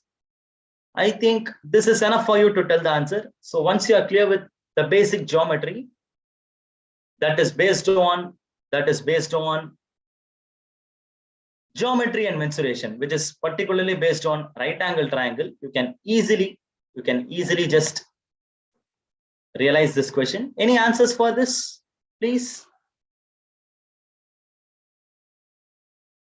Okay, yeah, very good, nice. So I'm able to see some answers. Students, you can use the chat box to give your responses. So some 36 of them are watching this in live. Yeah, I can see the answers. Nazreen, Fatima, great, very good. Yeah, nice. I can see some new candidates who are watching this session. Okay, fine, yes. So those of you who are not having any idea about me, myself Venkateshwaran, okay? So myself Venkateshwaran, I am the one who is presenting this session. Yeah, yes. Yeah, good students, I can see your responses. Nazreen, Samad, okay, yeah, fine. So this is based on the basic right angle triangle. So you use Pythagoras theorem to solve the problem, right? So x square will be equal to 8 square plus 6 square. This will finish off the problem. X square is going to be equal to 8 square is 64 plus 6 square is 36. So you add them up, you will get exactly 100. So x square is 100 in the sense x will be 10 because 10 square is 100, right? So that means the units he is going to walk along is 10 units. So answer is 10 units is going to be the answer. 10 units is the answer. That's it. I hope you are clear with this question. Yeah, ready with that? Yes. Fine. Fine. Okay. All right. All right. Yes. Yes. Yes. Okay. Here is another logic question. Here is another logic question for you. A logical based question. So yeah, let me just post this question for you. Let us see how can you crack this question. Yeah, shall we move on to the next question if you are all ready? This is done, right? Let me scroll down the screen. Yeah, okay. So here is the next question for you. Just go through the question carefully. How many total squares you can find in this given image? This is something logical. You need to observe the given diagram very carefully before you get the answer. Any of you wanted to give a try? I'll give you a few seconds for you to give any guesses. Any guesses, you're welcome. Okay, I'm getting some response. Fatima, Akash, Fatima. Nice. Great. So whenever particularly for these kind of questions, okay, whenever you come across, it is always better to see some basics about these kind of questions. Okay, if you are aware of few basics, it will be much better. Fine. Okay, yes. So we'll just start with a basic structure. Okay, so that I want to give this concept with more clarity, I will just start with a basic example. Okay, so you need to find the number of squares. Now let us start with this one. Okay, all right. Yes, I'll just take this as an example. So you just see a 3 by 3 grid, is it or not? You are having a 3 by 3 grid here. Yeah, yes. So you have a 3 by 3 grid here. You need to find the number of squares here. Okay, of course. Yes. Now, if you see here, there are different squares here, and also you have got different squares of different sizes, different levels. Okay, let me try to bring a clarity. Okay, put a clarity here. So you can consider the squares to be different levels. Okay, of course, if you carefully observe, there are 3 levels of square: level 1 square, level 2 square, level 3 square. Okay, fine. Yes, and let me just give you the quick idea. Okay, level 1 is the one which you see, the smallest one. Okay, so the smallest one, if you see, they're going to be this size. Okay, 1, 2, 3. I can highlight it and show you. Okay, so each one small piece, what you see, I mean, each 1 into 1 grid is what you call it to be the level 1 square. Okay, so if you count and see the level 1 squares, you can exactly find them. 3 3s are totally 9 squares. Now when it comes to level 2 squares, level 2 is going to be one level ahead of level 1. Okay, fine. Yes, so that means they will be like this. Okay, the 1 2 by 2 grid, what you see there is what is this level 2 grid. Got it? Understand? So if you see level 2, I will just use a different color to show you highlighted. I'll just try to show you highlighted. So yeah, if you see that, you have got, see here, this is a level 2 square. Okay, and of course, this is also a level 2 square. Try not to be confused. Okay, and this is another level 2 square, and this is another level 2 square. So that means you've got a total of 4 level 2 squares there inside. Okay, yes. So this will be a count 4. And level 3 will be the grand one, 3 by 3. You will have only one square, the one which you see outer. So this one, this level 3. Okay. So if you follow, it's easy for you to understand that level 1 will be 3 square, which is 9. Level 2 will be 2 square, which is 4. And level 3 will be 1 square, which is 1. Fine. Okay. So this what applies to any kind of square grid questions. Now let us come apply the same thing for our given question also. So ours is a 4 by 4 grand square. Is it or not? You have a 4 by 4 grid there given there. So that means here you will have 4 different levels. Okay. Let me not write all the things in an elaborate way. I think it is easily understood for you. So if you consider the great grand square, you just forget about the ones you see inside. We will deal that later. Okay, fine. Yes. So when you see these things, you will have a total of level 1 squares. It's going to be 4 fours are 4 square, which is going to be 16. Plus level 2 is going to be 3 square, which is 9. Level 3 is going to be 4 square, 2 square, which is going to be 4. And level 4 is going to be only 1 square, 1. So far, if you add it, you will be getting how much? So 16 plus 4, 9 plus 1. This will give you 30. So without considering the inner squares, you have got as long as counting up to this one, you have got 30 squares totally. And now you come inside. You come to discuss inside. Inside means you see this kind of a window-based squares. There are 2 squares inside, right? Now, based on that also, you will be having squares. Is it or not? Now come to that one now. Okay, fine. Yes. Now it is easy for you to realize. Now, because of this square, what we have drawn here, you have built one big square, and inside that you have got 4 small squares. Okay, yes, you have got 4 small squares. Yeah. Yes. So that means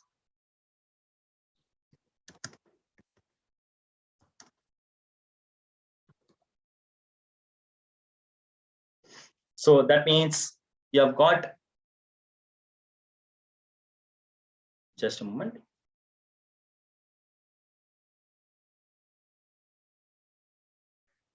Yeah, yes. So 16 plus 4 is 30 and 9 plus 1 is 10. So that means here, if you see, you have got 1 plus 4 inside. Same way here also, because of the 1 square which you see below, here 1 plus 4 inside. So that means here you have a 5, here you have a 5.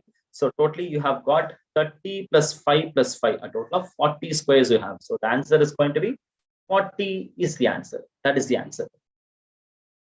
Okay, all right, yes. Yeah, okay.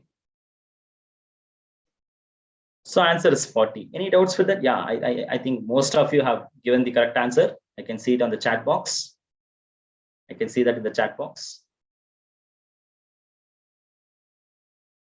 Yeah, okay. Shall we move on to the next problem? Yeah, yes. Just a moment. I will just give you the next question. Okay, I think I can give you kind of question from time, speed, and distance. I'll try see a time, speed, distance question, or otherwise, yeah, okay. Let me give you a number series question. You first try finding out the answer. Yeah, here you have your question ready. Yeah, yes. Okay, yeah, fine. So let me give you a few seconds time for you to spot the answer for this question. If you remember, in our yesterday's session also we worked a similar question. You just try giving this question. Maybe I'll give you a few seconds time for you to work this out. Yeah, come on, please.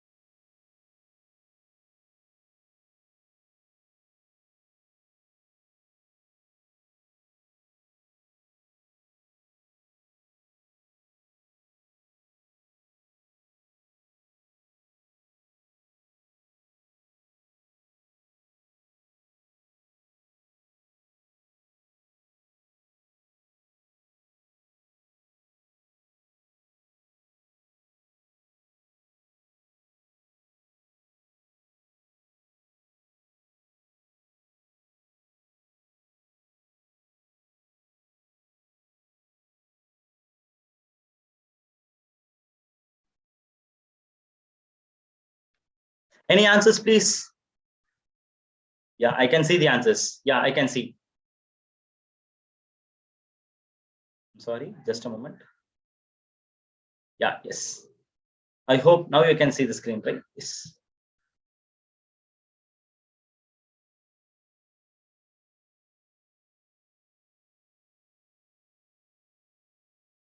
So here, if you see, you have got the numbers 2880, 480, 92, 24, 844. It is very easy for you to observe that the numbers are in a decreasing manner. Is it or not? So the numbers get decreased. And also you see that the numbers are getting decreased in a very drastic way. So if you remember the previous session, the live session, there itself, we might have observed that if you find the sequence to be decreasing, you can try with either division or subtraction. Is it or not? So in that sense, if you see about this, you can have 2880, 480, 92, 24, 8, 4, and 4. It's easy for you to realize that 2880 and 480, this they have done divided by 6. And come here, this is also easy for you to realize. This is 24 by 3. This is 8 by 2, gives you 4. This is 4 by 1, gives you 4. So that means to block or continue the chain, you must have 480 by 5 giving you the next number. 480 by 5 giving you the next number. That means this has to be 96, right? Because 480 by 5, you check it and see, this will be 96. But instead of 96, you do have the number 92. And check it for verification. 96, from 96 to 24, you just check this is divided by 4. Yeah, 96 by 4 is exactly 24. So that means the wrong number placed there is the number 92. 92 is the answer for this question. I hope you are comfortable with that, right? Yes. Okay. Yeah. All right. Okay. I'll give another question that is based on the same kind of number logics. Please do find the answer. Of course, it's very easy for you to predict the answer. Can I get some answers for this question? Yeah. Your question is on the screen.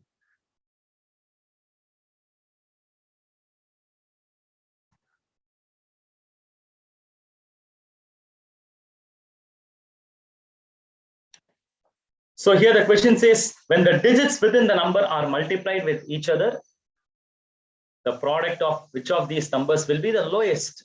That's a question. Of course, a very easy question. By looking at the question itself, you can easily predict the answer. Any answers, please? Any answers, please? Answers? Yeah, very good. Fatima, Ankita, Safana. Good. Akash, Sidhu.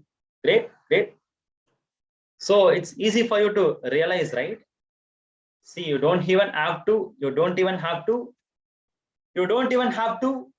work out the entire thing. So if you multiply the digits, which among will give you the lowest? That's the question, right? So the product will be possibly lowest when the product is 0, and that is available only at 902, right? Because all the other numbers, you have non-zero digits. 4, 3, 5. You multiply, you will get a big number to be the answer. 2, 2, 4, again a non-zero value. 8, 2, 3, again a non-zero value. And 902 is giving you 0. That means this is the answer. Answer is 902. A very simple question for you to follow up and get the answer, right? Yes. Okay. Yeah, yes. I think you managed to solve these questions quite easily. So, yeah, yes. Let's have a question. Okay, let's have a question, something like this. So this question, the very next question is from time, speed, and distance. And here this question is for you to check how much skilled you are in that unit conversion. So this question, if you see, this is like you have the speed 50 km/h. And if you change it to meter per second, what will be the equivalent value? This is the question. Any trials for this question, please? Yeah, yes. I hope you remember the conversion also, right? So kilometer per hour to meter per second, meter per second to kilometer per hour. Yeah, you must be aware of that. Yes, yes, yes. Yeah, you can bring the answer to the nearest decimal, maybe 1 or 2 decimal places up to which you can express the answer. Any trials, please? Up to some 2 decimal places, you can give your answer. So first of all, what is the conversion? First of all, what is the conversion? So to convert from kilometer per hour to meter per second, the conversion process has to be what? It is going to be what? So you will have to do 5 by 18, right? You will have to multiply it by 5 by 18. That is the answer. Okay, yes. And you know the reason why it is? Because this is kilometer per hour, right? So 1 kilometer for 1 hour. It is like 1 kilometer is 1000 meters. And 1 hour will be like 60 minutes. And each 1 minute you have got 60 seconds. So that means totally 60 into 60. It is going to be 1600 seconds. So this simplifies to 5 by 18. And that's the reason you will multiply by 5 by 18. Got it? Okay. So whenever you need to change the speed from kilometers per hour to meters per second, you are supposed to multiply by 5 by 18. Okay. Yes. All right. Yeah. Okay. So that means you will do 50 into 5 by 18. So you will do this, you will get 25 by 9. So you will have 125 by 9. So can you get this into a simplified form, please? I already started getting answers. Great. Yeah. Yeah. 13.8 is better. Yeah, better. That is better. 13.8. Yeah. The nearest one, if you take it, it will be like 13.8 meter per second. That's the right answer. Very good. Yes. I appreciate.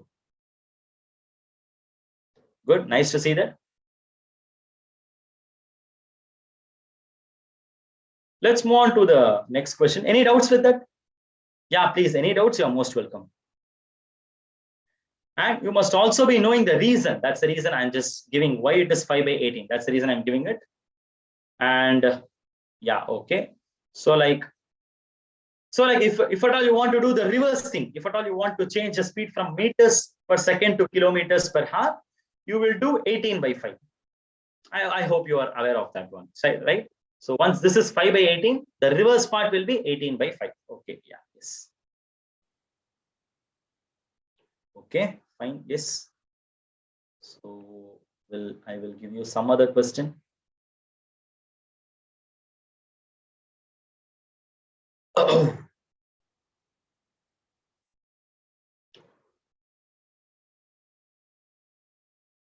Okay, let me give you the next question.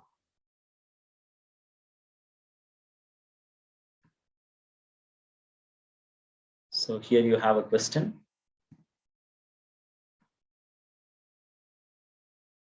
Just a moment. We'll take the next question for you. So this is a bit workout question. You need to work this question a bit carefully. Okay.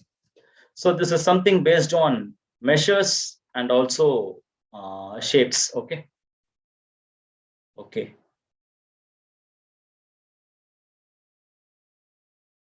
Yeah. Okay. Okay. Yeah. Yes. Okay. Fine. Yes. So we shall try the next question. Here I gave you the next question. So something based on measures. Okay. So you should be careful enough to solve this question. Work this out very carefully. Yeah. Okay. So you have got some bricks which are arranged in a pile, and they have given the volume to be equal to 30 cubic meter. That is like 30 meter cube. So they have arranged the bricks. This is what they come to say. They have bricks. They have arranged the bricks in a pile, and the total volume formed there is 30 meter cube. And given the length, breadth, and the height of each of the bricks, okay, they gave the length, breadth, and height. So this is for each brick. Each brick. This is going to be like length is 25 centimeter, breadth is 12.5 centimeter, and height is 8 centimeter. And all these bricks are arranged without any gaps. Then you need to find how many bricks are there. Then the number of bricks are how many? In the given pile, how many bricks are there? You need to find the number of bricks. Would you like to give a try, please? Please, any trials, please? Just take a few seconds time, work this out, and then get the answer. Come on, yes, please.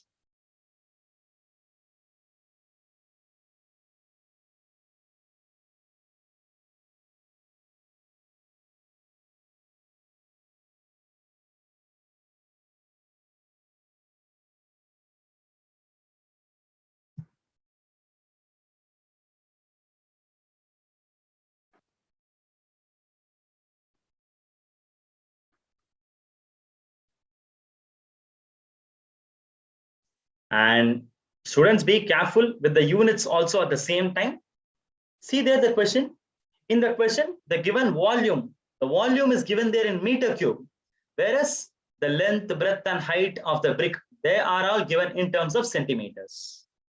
Got it? You should be very careful enough in comparing the units also. So be careful in working out that.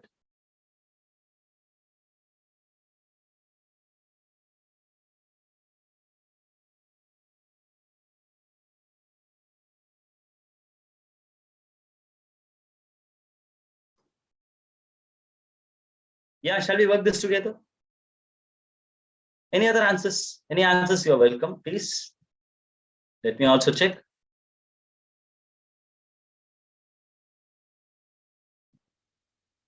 So I'm getting answer from Akash. Others, any others?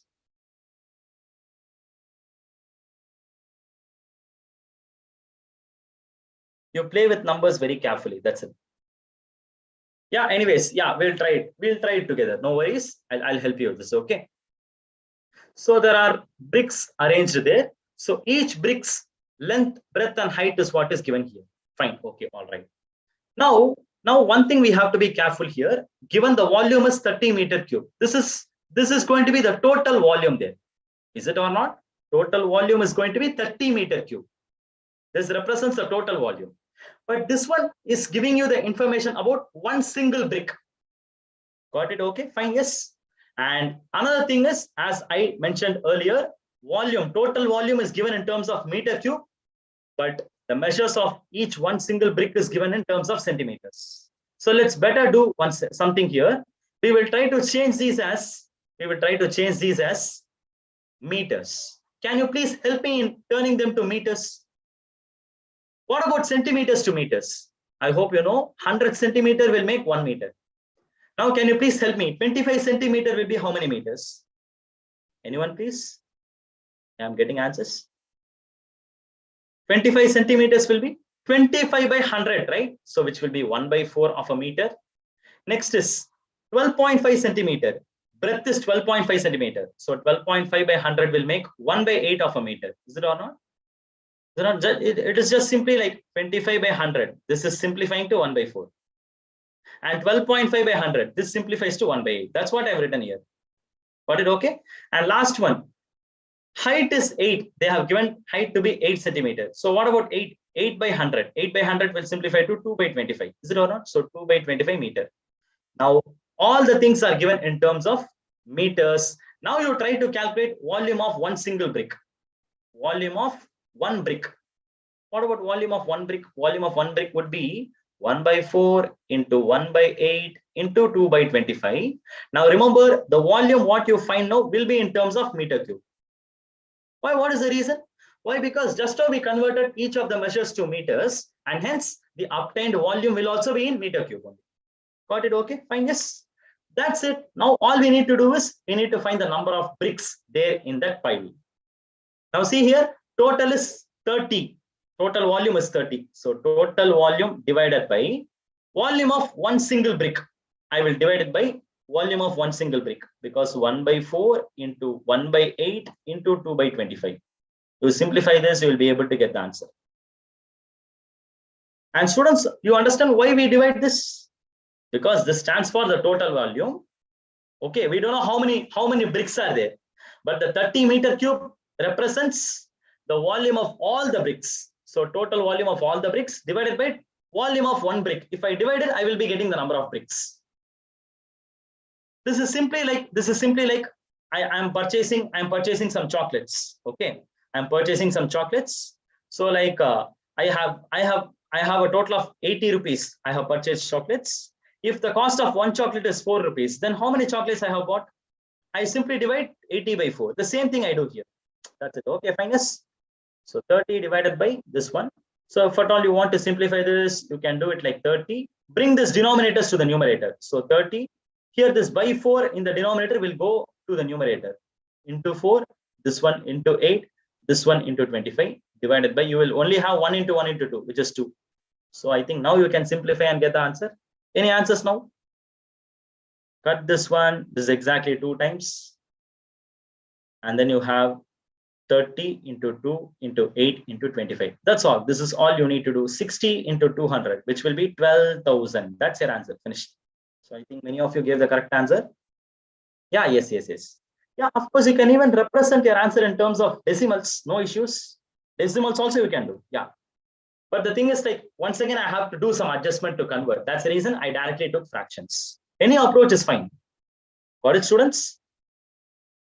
It's a very good application question. Yeah. Very good. Kudos to those who gave the correct answer. Nice. I think we can move on to the next question, right? Okay. Next, I will give a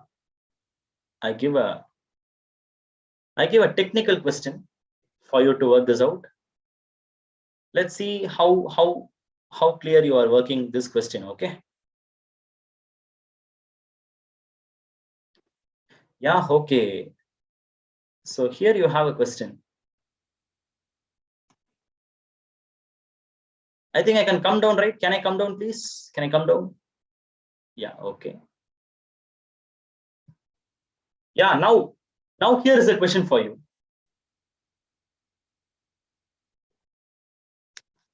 Here is a question for you. So this question says, there is a hemisphere. I believe you know what is a hemisphere, right?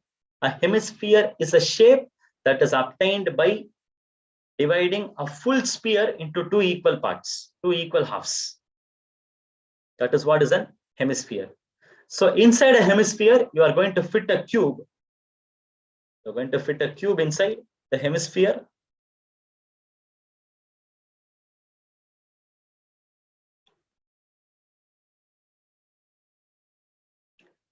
And you need to find the length of the green line. So you have a cube situated inside a hemisphere. And how is that fit? The cube is fit in such a way that the top 4 corners of the cube is going to touch the curved surface of the hemisphere. That way it is fixed. Now there's a green line drawn there. There's a green line drawn there from the top center of the cube to one of the bottom edges, one of the bottom corners. I can say bottom corners. Remember, you can see the green line. You should have an imaginative skill to understand this question. Okay, that's the reason you are given this diagram. You have such a green line, and you need to find the length of the green line given the radius of this hemisphere is 10 centimeter. Given the radius of the hemisphere is 10 centimeter, you need to find the length of this green line. So there won't be any other devices or anything given there. And of course, there won't be any necessity for you to use any big formulas and anything. Rather than that, you have to carefully understand what's this question. Just an observation will easily make you understand this question and get the answer. You just need to observe and then get the answer.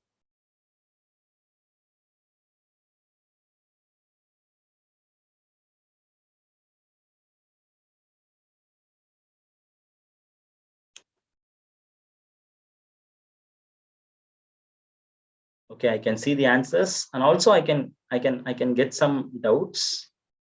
I can see some doubts whether to differentiate between MCQ or MSQ. Okay. So like the question is in that way. So I have also given the same, the questions what you see on the screen, they are also presented the same way. Okay, fine, yes. So if it is an MCQ, I'm giving you along with the choice. Multiple choice, if it is there, I'm giving you along with the choice. But for those questions where you don't have a choice, you see only the question. I believe the same way you will have your actual NATA exam also. Got it? Yes. Yeah. Okay, I can see the answers. Fatima, Samad, Anuja. Okay, great. Yeah, fine. Let's try this question. Let's try this question. But before that, I just want to give a diagram here. Okay, fine. Yes. Let's try to have a cross-section diagram for this same diagram what is given in 3D format. You have the given picture in the question. This diagram is given in a 3D format, for which we will try to make a 2D cross-section. Got it? Okay. Now listen carefully. Watch the screen. Carefully you listen. Now the cross-section of the given diagram will appear something like this only. Okay. So you have the hemisphere there, right? The cross-section of the hemisphere will be like this only. It will look like a semicircle. I hope you understand that. And also you can see a cube inside that hemisphere. That cube, when you look at in a cross-section, you can see it as a square. You can see it as a square that is fit inside the semicircle. Okay, fine, all right. Yes, okay. And now we will talk about the green line. Now we will see about the green line that you see in the screen. Okay. Okay, yes. I'll also draw a green line here. So the green line, what you see there, will look something like this. So from the center to this edge, they have drawn this green line. Okay, fine, yes. And this line is what? Length is what? We need to find. That is going to be the question's task given to us. Maybe the way I have drawn is not looking straight, but it is a straight line there only. Okay, fine, yes. See here from the top center of the cube to the edge, I have drawn a line. Okay. Now the cross section will be looking like this only. Fine. Okay, yes. Now students, understand a process, a very simple process. What I'm going to do now, I'm going to just move this line towards left hand side. Just a very small adjustment. I'm just going to do a very small adjustment now. Nothing big at all. Okay, fine. Yes. Just listen what I'm going to do now. I'm going to move this line towards the left hand side. Now, if I try to move this line to the left hand side without changing the angle, if I'm trying to do so, what happens is this top corner, I mean this one will come here, and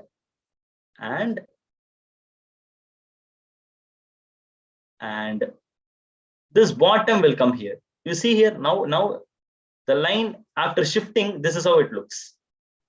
I hope you can understand it. I have simply shifted that line from that part towards the left hand side.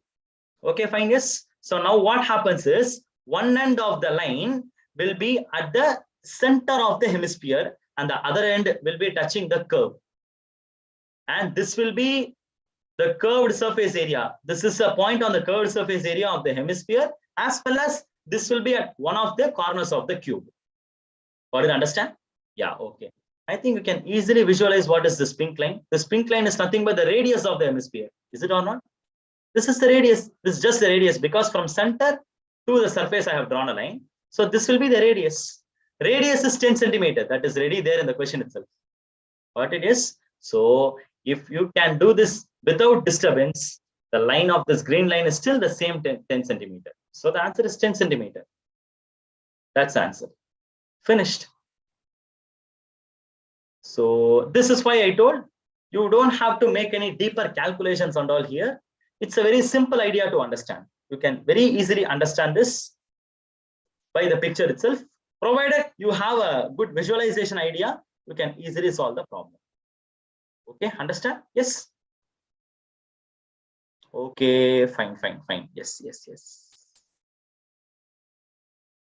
Okay. Okay, let me give another arithmetic question for you to try to solve it. So I'll give an arithmetic question for you. So the question size is too small here. Okay, meanwhile, any doubts with that previous question, students? Any doubts with that? Are you able to get convinced with the explanation part? Is that in a way you can understand? Yes, please. Clear? Okay, then here is your next question, an arithmetic question for you to work. Just hold for a moment. I will just magnify the size of the question for you because it looks too small. That's why. Yes, I think now you can feel comfortable. A baby's bath should be at a temperature of 37 degrees Celsius. The bath already contains 10 kg of 15 degrees Celsius. So the bath already contains 10 kg of water of 15 degrees Celsius. Okay, fine, yes. Okay. Now they are going to pour more 50 degrees Celsius water. See here, approximately how much hot water with a temperature of 50 degrees Celsius should be added. So that means they are going to add some quantity of 50 degrees Celsius water so that the resultant will have an average temperature of 37 degrees Celsius. This is the question. So the question is, how much water should be added? How much 50 degrees Celsius water to be added? This is the question. I hope you can now get the meaning of the question. Okay. So the bathtub, it already contains 10 kg of water whose temperature is 15 degrees. Now we are going to add extra water of 50 degrees Celsius so as to make the average temperature to be 37 degrees Celsius. Now the question is, how much extra water I should add? This is my question. Well, that is the question. Maybe a few seconds, shall I give you a time? Just few seconds. You work this on. Then we can discuss. Any trials, any answers, please?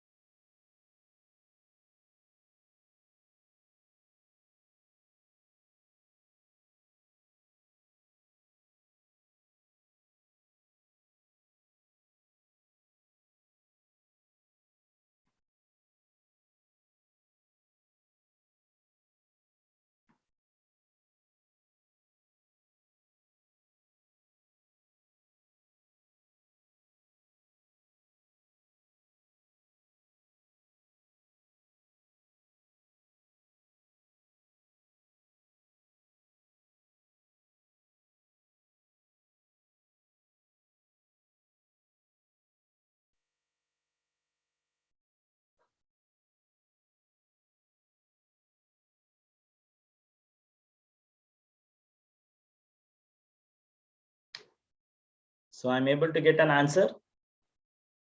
Any other answers?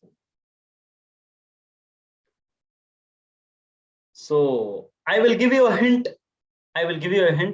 You can take that extra water to be some x kgs. Then that may help you to get the answer. Others, any answers?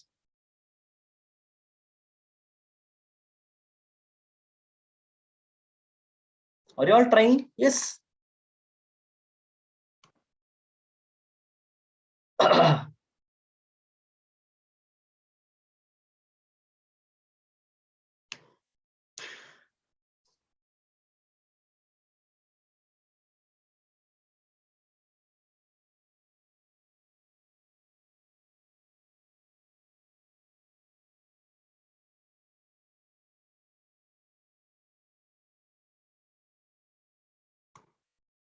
Okay, okay, I'm getting answers.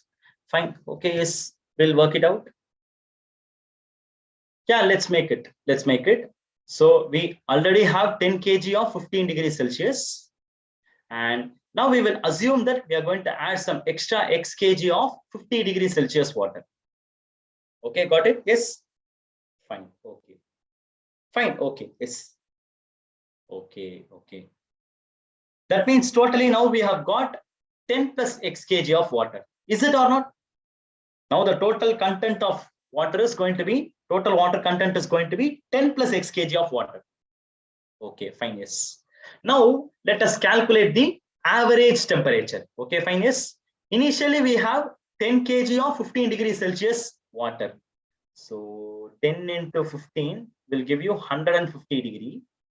Next we add x kg of 50 degrees Celsius, which will be x into 50, which will be 50x. Got it? So that means, what about the total temperature? Total temperature will be 150 plus 50x divided by total water content is going to be 10 plus x. And this is what is equal to 37 degree. You understand what we are doing here? We took the total temperature by the total content. 150 plus 50x divided by 10 plus x. So this has to be equal to 37 degree. I think from hereafter, can you try and get the answer, please? Any answers hereafter?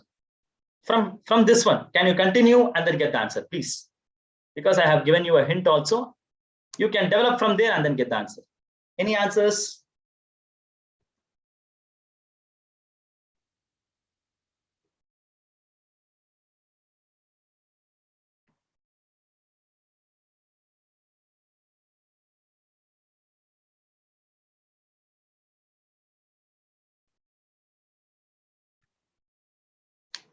I'm getting some mixed answers.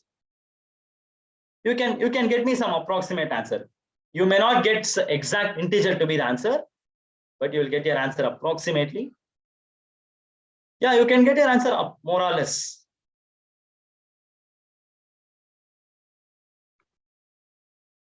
Okay, fine, all right. Shall we try it together? Yeah, we'll try it together. Okay, all right. Yes. Okay, what next is, you can just bring this 150 plus 50x is equal to, you can bring this 10 plus x to the other side. So it will become 37 times of 10 plus x. And then you can complete this as, sorry, this is 150, not 150x. So 150 plus 50x is equal to, you will take this 37 inside, this becomes 37 tens are 370 plus 37x. And what next you will have is, you will be having x terms to one side. If you take x terms to one side, you will have 50x minus 37x. 13x is equal to, the other side you will have 370 minus 150. So 370 minus 150 will give you how much? I think it will give you 220. Is it or not? Now can you try to get the exact approximate value of x? Approximately x will be how much? 220 by 13. Yeah, now I'm able to see some answers. So the last few answers say Akash, Anuja, 16.9. Great, brilliant, very good. Yeah, because 13 16s are, it will be like 218 or something, right? Sorry, 208 or something. So the balance will be like 12. Yeah, you have exactly 12 to be the remainder. So 16.9 will be the answer. Exactly. Or approximately 17. Okay, fine, yes. But it is better to express the answer as 16.9 because you get the more accurate answer very near to this one, right? So 16.9 will be an apt answer. So answer will be 16.9. So you understand the key idea of this question. The bath already contained 10 kg of 15 degrees Celsius. You don't know some extra quantity, what you are adding, that you take it to be x, and you take it, work it, and then get the answer, solve it. Okay. So total temperature by total quantity. This will give you the average temperature. This is what we are actually doing here. Nothing else. Is the idea clear? Fine. Yeah. Okay. Okay. Fine. Yes. Okay. So now next is we'll move on to the next problem. We'll go to the next question. Okay. Again, we have a question based on mensuration. We'll have a question based on mensuration here. Yeah. Okay. So this needs some careful working out. Okay.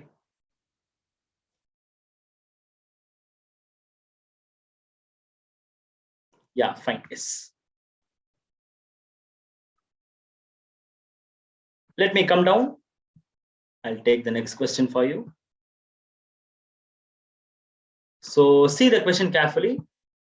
A wire is in the form of a circle whose radius is 38 centimeters. So you see here, you have a wire like this. It is in the form of a circle, and the radius of this circle is going to be 38 centimeters, which is given there. If the wire, it is to be bent into a square, that means the circle shaped wire, you are going to bend it as, and you bend it and make it as a square, then what will be the area of the square? That's a question. Very nice question. You need to find the area of the square. Area. We know about square, right? Square is a shape where you will have same sides. All the four sides are equal. And how do you find the area of the square? Suppose if you take the side of the square as A, so area will be A into A square. Okay, fine, all right. So you need to find the area of the square, which you are going to make it from the circle of radius 38 centimeters. Yeah, this is the question.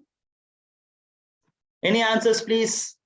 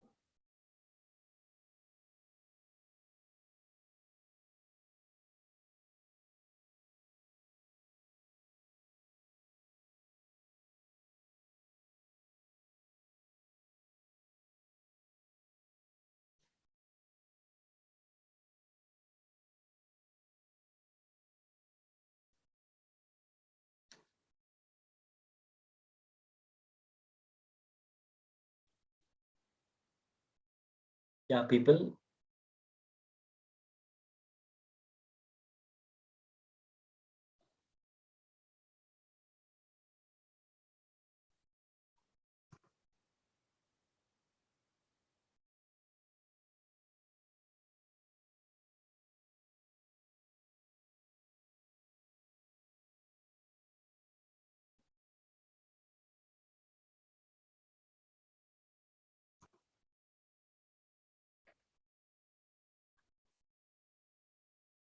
So how do we approach this question?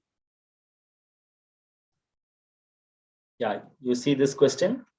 We have the circle turning out to a square. That is how it is given there, right? So in that sense, how we can relate the quantities of the circle and a square? So how can we relate it? How we can relate it is, yeah, we can basically relate the circumference of the circle to the perimeter of the square. Okay, understand the point?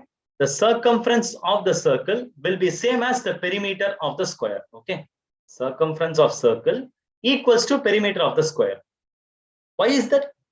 Because you use the same length to deform from the circle to the square. So in that case, the length won't be changing. When it comes to length means, as long as it is circle, we call that length as circumference. But once you made it as a square, you call this as perimeter. That's it. Okay, fine. Yes. Okay, I believe. How do you find the radius? I mean, how do you find the circumference of a circle? Circumference of a circle is 2 pi r. Is it or not? So that means this will be 2 into 22 by 7 into r. R is 38. So this will give you the. This will give you the circumference of the circle. Okay, all right. Yes. Okay. Yes. Now hold on. I will give you some smart idea to get the answer here. Okay, fine. Yes.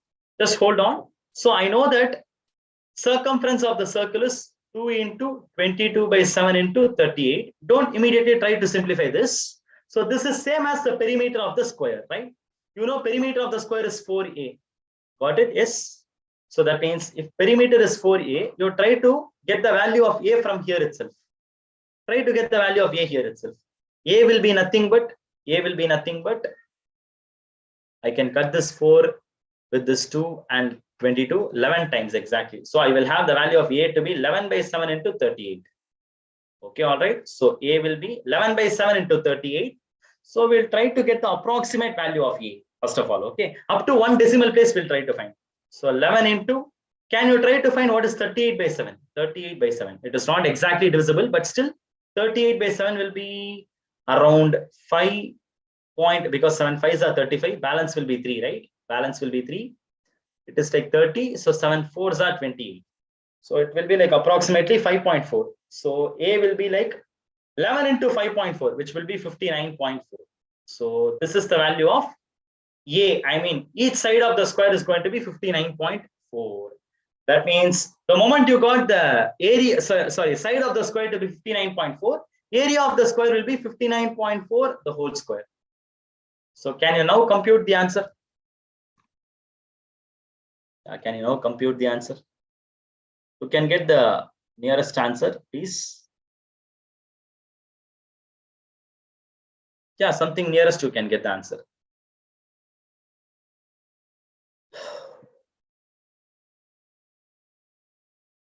Okay, I'm getting quite different answers. Yeah, definitely your answer would come something less than, something around, yeah, something less than 3,600 only. Yeah, it has to be less than 3,600. Why? Because your area is, your side is what? Side is 59.4, right? See, if you have 60 itself, 60 square would give you 3,600. So that means 59.4 square would give you something less than this 3,600 only. Got it? Understand? So yeah, what would be the answer? Yes. You can even try it in a smart way if you want, or you can do it in the actual way. If at all you don't want to take risk, you can try it in the actual way. You try to multiply 59.4 into 59.4. You do it like this. But what I can try is like, I can try it like 60 or 600 minus 6 the whole square. I will try to do it like 600 minus 6 the whole square. This will be a little bit comfortable, right? So because this is like 594 square, right? So 600 minus 6 the whole square. We'll try to do like this. So this will give you 3,600. Sorry, 36 followed by 4 zeros plus 36 minus, you can do this. 6 6 are 36, 7,200. So you can do it like this. So maybe this looks a little bit comfortable. So this will give you 3,5. This will be like, I'll minus it better. Okay, 3,600,000 minus 7,200. So this will be like 3,528,36. So, but it is like 59.4, right? Approximately. So that means you have to keep your point also here like this, 3,528.36. This is the closest answer. What you have. Okay, fine, all right. Yeah, yes. Yeah, I can see the answers also very closer to that. Yeah, yes. Yeah, yes, exactly. Yeah, I can see the answers from Samad, Anuja. Yeah, yes. Okay, I'm getting a doubt here. the area of the circle and the area of the square. No, they won't be equal. Definitely they won't be equal. Okay, all right. The areas won't be equal. Why? Because since the shapes has changed, it will change the area. But since the shapes are made with the same borders, the perimeters will be equal. With that property is what we are solving this problem. And okay, so we are going to use the same wire to make the circle and the same wire to make the square. So that means the length of the wire is not changing. That is the reason circumference of the circle and the perimeter of the square, they both are equal, but areas will not be equal. Okay, fine, yes. So this is a simple example for you to understand. So you take the same material, form different shades, you will get different areas. The areas will definitely vary. Okay, all right. Yes. Yeah, that's what you have to keep it. Okay with that? So the calculation part alone, we have to be careful. Apart from that, idea wise, this is the thing you have to keep in your mind. Okay, fine. Let me pose the next question for you. Next is a question from time, speed, and distance. You have a train-based question. You have a train question, okay? So trains question you have. So let me pick a question from trains for you. Yeah, here is a question from trains. What is the length of the bridge in meters which a train of 130-meter long traveling at a speed of 45 km per hour can cross in 30 seconds? So understand it carefully. A train is crossing a bridge here. A train is crossing a bridge. Train crossing a bridge. Okay, fine, yes. You got to get the length of the train. Train's length is 130 meter, but bridge's length is missing. Bridge length is some x meters. We don't know about it. That is what we have to find. And we are also given the speed of the train is 45 km per hour. And the time taken for the train to cross the bridge is 30 seconds. And students, I request you to be careful with the units. See, the length is in meters, time is in seconds, but speed alone it is in kilometer per hour. So I believe you know what to do there, what kind of conversion you have to undergo there, and based on which can you carefully try and get the answer. You have to find the length of the bridge. That x value you have to find it. Yeah, come on, can you give a try, please? Can I get some answers? I'll give you a minute time to try to get the answer. Come on, please.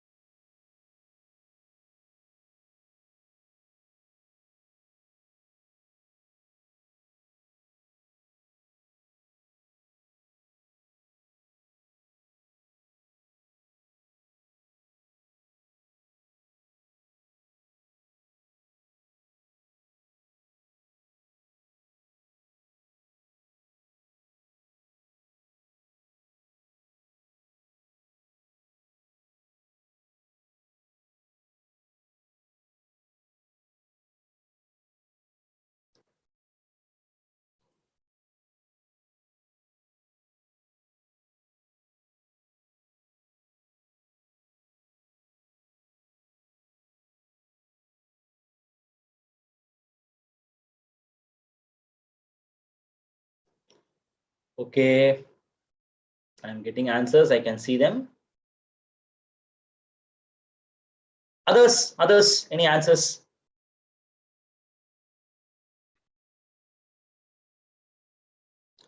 You should have some basic idea about trains. When a train is going to cross some object, the train is going to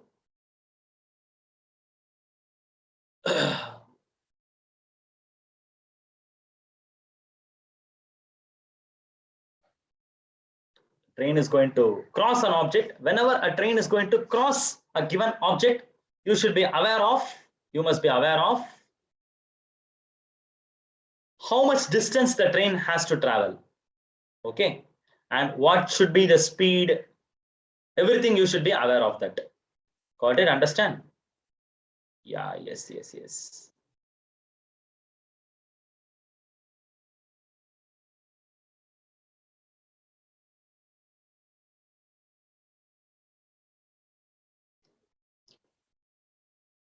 Yes, shall we try the question? Okay, fine, yes. So coming back here, you can see the question. So here you have got train is crossing a bridge. So that means you have train's length is 130 meters, but bridge's length is missing. It is going to be some x meters. So if you see here, you have train length is 130 meters, bridge's length is x meters. So that means for the train to cross the entire bridge, what happens? What should be the total length or the total distance the train should travel? The total distance the train should travel will be equal to the train should travel the length of the bridge, and also it should travel its own length also 130 meters. So this is the total distance the train needs to travel. So x plus 130 meters the train has to travel. Got it? Understand? Yes. And for that only the train takes a time of 30 seconds. So we have got the distance, we have got the time. Both are ready. But speed, if you see, that speed is also given there in the question. Speed is equal to 45 km per hour. But since we have the distance in meters and time in seconds, it is better to have the speed in meter per second. Is it or not? So just now we tried a problem also, right? So when you want to convert this kilometer per hour to meter per second, what can be done here? You have to multiply by 5 by 18. So 45 into 5 by 18 you need to do. So we'll try to do this. So I think we can cut this. We can cut this in 9 tables, right? 9 5s are 45, 9 2s are 18. So you will have 25 by 2 meter per second. This is what you will have. Got it? Okay. Yes. Now you just take it. Now you just take it. Distance by time. Distance by time will be equal to speed. I can equate it, right? So I can equate it this way. So if I try to do that, sorry, I came 2 down. Yeah, okay. Now if I try to do that, I will be getting x plus 130 by 30 equal to 25 by 2. I can do this, right? So now to solve for x, I will do x plus 130 equal to 25 by 2 into 30. 25 by 2 into 30. This if I try to do, I will be getting 25 into 15. So I think 25 into 15 will be 375, right? Yeah, 375. So now to find the value of x is equal to 375 minus 130. So this gives you 245 meter. Brilliant answer. That's the right answer. Very good. So those of you, I can see many of you given the correct answer. Yeah. Daya, Anuja, Akash, Kaustubh, Samad, Ranjana. Great, very good, nice. Yes, is that clear? I think you're able to settle down with this question. Okay, let me give you a refreshing question. Okay, let me give you a refreshing question here.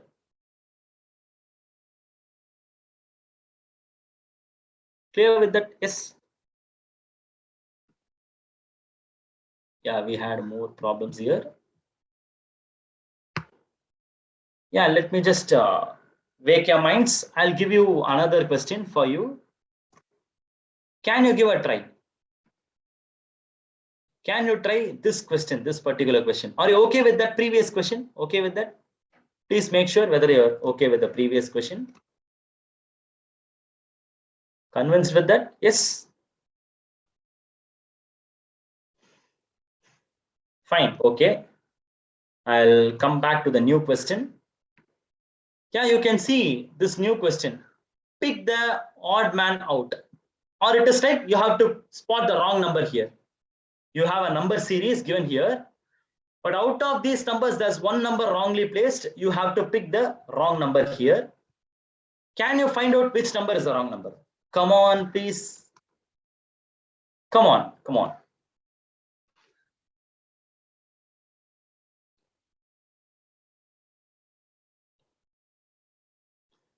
So you can see the numbers 396, 462, 572, 427, 671, 264.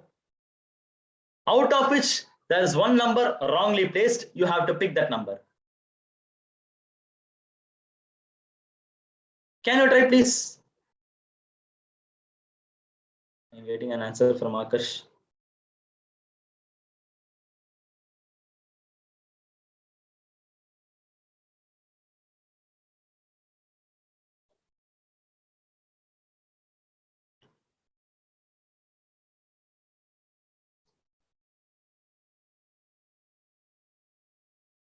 Any other answers?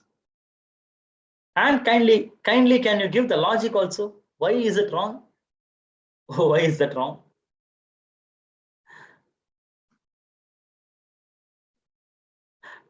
Please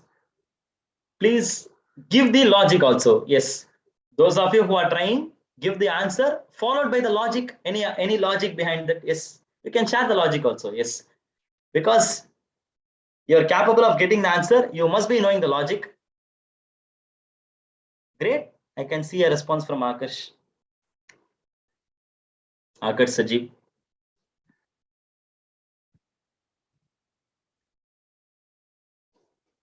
Good to see. Very good.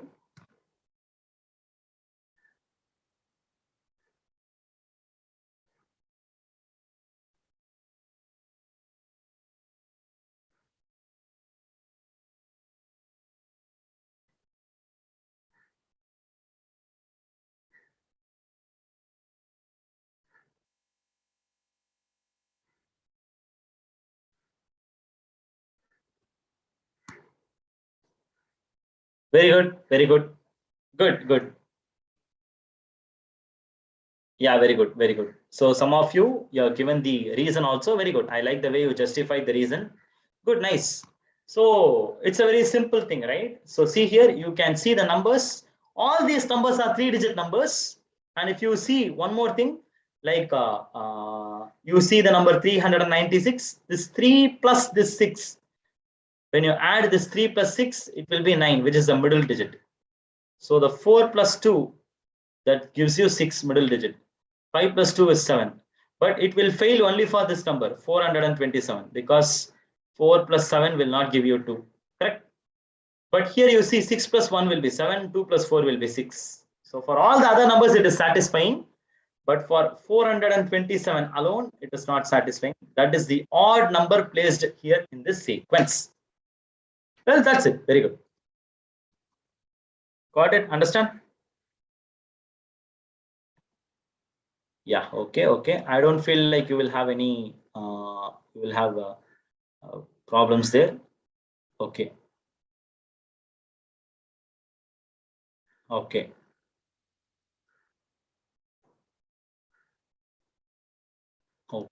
Yes. Okay, let me give you another geometry based question. Here is a geometry based question you have here.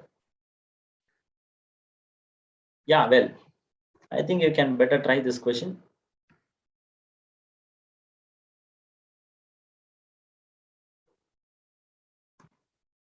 So yeah, get ready for the next question. Here is your question.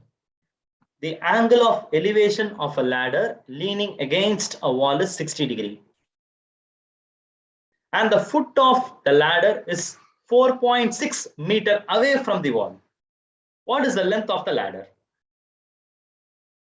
So understand the question carefully. You are placing a ladder by making it leaning against a wall. Okay, and the foot of the ladder is 4.6 meters away from the foot of the wall. Now, what is the length of the ladder? You have to find the length of the ladder. This is your question. See, for these kind of questions, students, you need to have some basic idea of triangles. If you're clear with the basic idea of triangles, different types of triangles, and also some special triangles with special angles and right angle triangle, if you are aware of all these things, you don't have to undergo any advanced kinds of calculation and all. You can very easily solve the problems. Yeah, okay, fine. Yes. Yeah, yes. That will be enough for you to get the answer. You don't even have to worry about trigonometry also. Fine, okay. You don't even have to worry about trigonometry and all. you can very easily solve it by the basic sense itself. However, if you want to give a try, you can give a try. Can I further make you understand the question very clearly? Yeah, maybe some of you might feel to be confused. I'll put a picture and then make you understand the diagram. Okay. See the angle of elevation of a ladder leaning against a wall. Okay, that means there's a wall. There's a wall here. So wall is standing vertical. Okay, and you're going to place a ladder like this. You're going to place a ladder like this, and this is the ladder. The slant line what I have drawn here is the ladder. Okay, and this ladder is placed, and this is the floor. You can keep this is the floor. Okay, the angle of elevation of the ladder is 60 degree. What do you mean by angle of elevation? So the angle made here, this angle is what you call it to be angle of elevation. This angle is 60 degree. They mentioned in the question itself. And next is the foot of the ladder is 4.6 meter away from the wall. Remember, this is your wall. Okay, this is your wall. This is your wall. And this is the ladder. This is the ladder. And the foot of the ladder is 4.6 meter away. So this is 4.6 meter away. In the sense, you have to find the length of the ladder. Got it? Understand? What is the length of the ladder? This is your question. I think this diagram may give you a hint about solving the problem. Got it? Understand? Any attempts? Any trials here? So here is a wall, here is a ladder.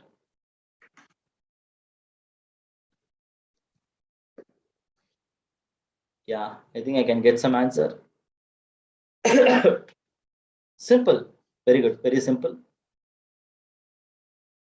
Yeah.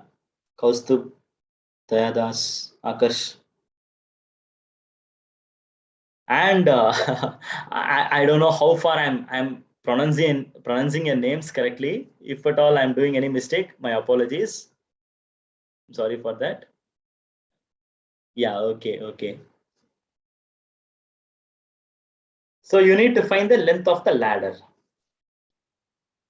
The only measure given is this one, 4.6. The bottom base is 4.6. So see here, you have a right angle triangle formed there. Is it or not? This is what I told. You need to have some basic idea about triangles, right angle triangles. So you can easily solve such problems. Okay, anyways, shall we see the approach? So you have a right angle triangle formed here. This wall is like one height. This 4.6 is the base. And this ladder is like the hypotenuse. Got it? Understand? Now this is the right angle. And this angle is 60 degree. Fine. Okay, yes. Now, well, let us see how am I going to form this. Okay, I'm going to tell this. Okay, how I'm going to make a construction here. Just listen carefully. Okay, now you see the triangle here, right? Try to produce a mirror image on the left hand side. You just try to produce a mirror image on the left hand side. Okay, so see here what I see here, the exact thing I will just copy it as a mirror image on the left hand side. Okay, fine. Yes. So this is a mirror image. Okay, fine. All right. So that means if this bottom is 4.6, the left hand side bottom, this is also 4.6. And if this slant height is the ladder, this slant height is also like the ladder. Is it or not? And if this is 90 degree, this is also 90 degree. If this is 60 degree, this is also 60 degree. Is it or not? Yes. And you tell me what will be this angle? This is 60 means this has to be 30 degree, right? And if this is 30, this is also 30 degree. Now, can you look at this entire full triangle? This is an equilateral triangle. Agree with that?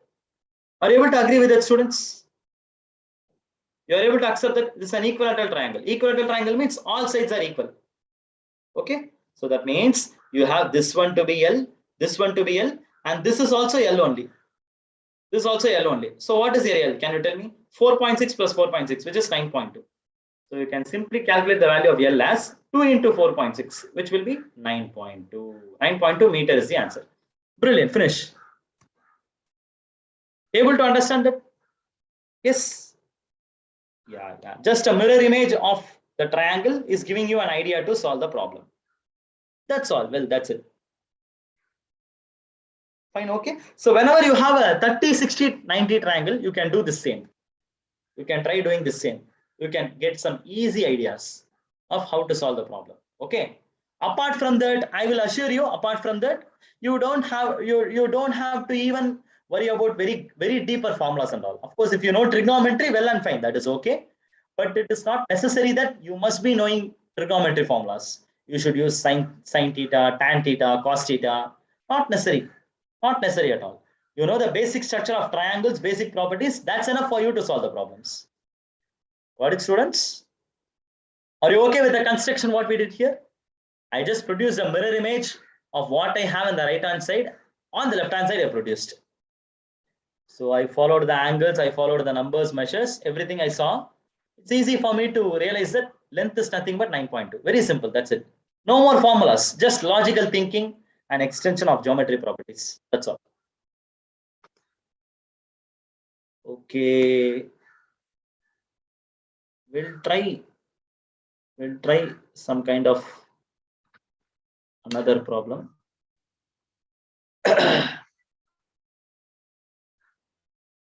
Okay, yes.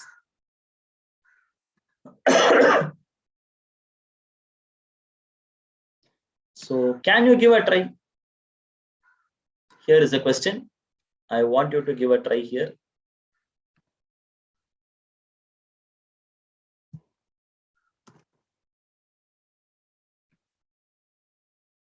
Okay, yeah, yes. Can you try this question? This is again from mensuration and volume. You have a question from mensuration and volume. In a shower, 5 centimeters of rain falls. What is the volume of water? You have to give the answer in terms of centimeter cube. Okay. You see the question, students? You have the volume of water given in centimeter cube. Okay. So what is the volume of water that falls on a piece of land measuring 300 meter by 50 meter? So the question is simple, like you need to find the volume of water, but the volume should be in centimeter cube. You have to find the answer in centimeter cube. Of course, you would get a very huge number to be the answer. Any answers, please? Any answers?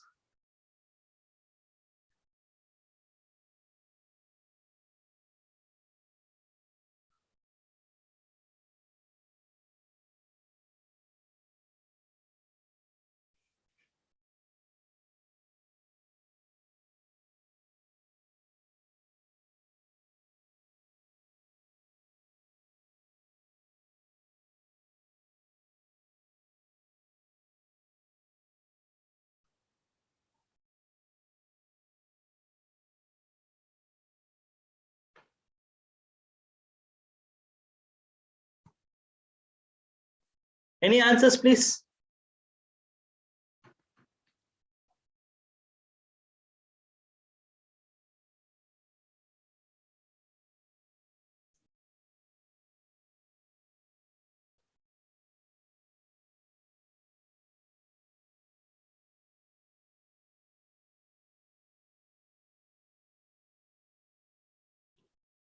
So what is the answer in terms of centimeter cube? So which means you have to try to represent all the measures as centimeters. You have to write it everything as centimeters. What do you understand? Already the height of the rainfall, it is given as 5 centimeters. That is in centimeters only, no issues. But the land measure is given in meters. You should try to convert that into centimeters. Then you have to get the answer. Yeah, can you do that, please? Can you do that?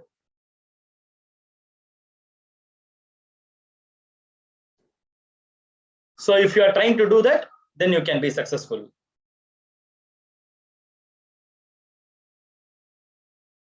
Yeah, well, shall we try this? Okay, it's simple. See here, in a shower, 5 centimeters of rain falls. That means this will represent the height of the shower. So height of the shower is 5 centimeters. It is already in centimeters only. So don't disturb this. Let us have this as it is. Now come to the piece of land. Land's measure is 300 meter by 50 meter, right? So they are like the length and breadth. So length and breadth. So length is 300 meters and breadth is 50 meters. Is it or not? So that means you know what is 1 meter. 1 meter will be in terms of centimeters. If you see, it is equal to 100 centimeters. Yeah, yes, 1 meter will be 100 centimeters. So that means 300 meters will be equal to how much centimeters? Can you please tell that? If 1 meter is 100 centimeter, 300 meters will be how many centimeters?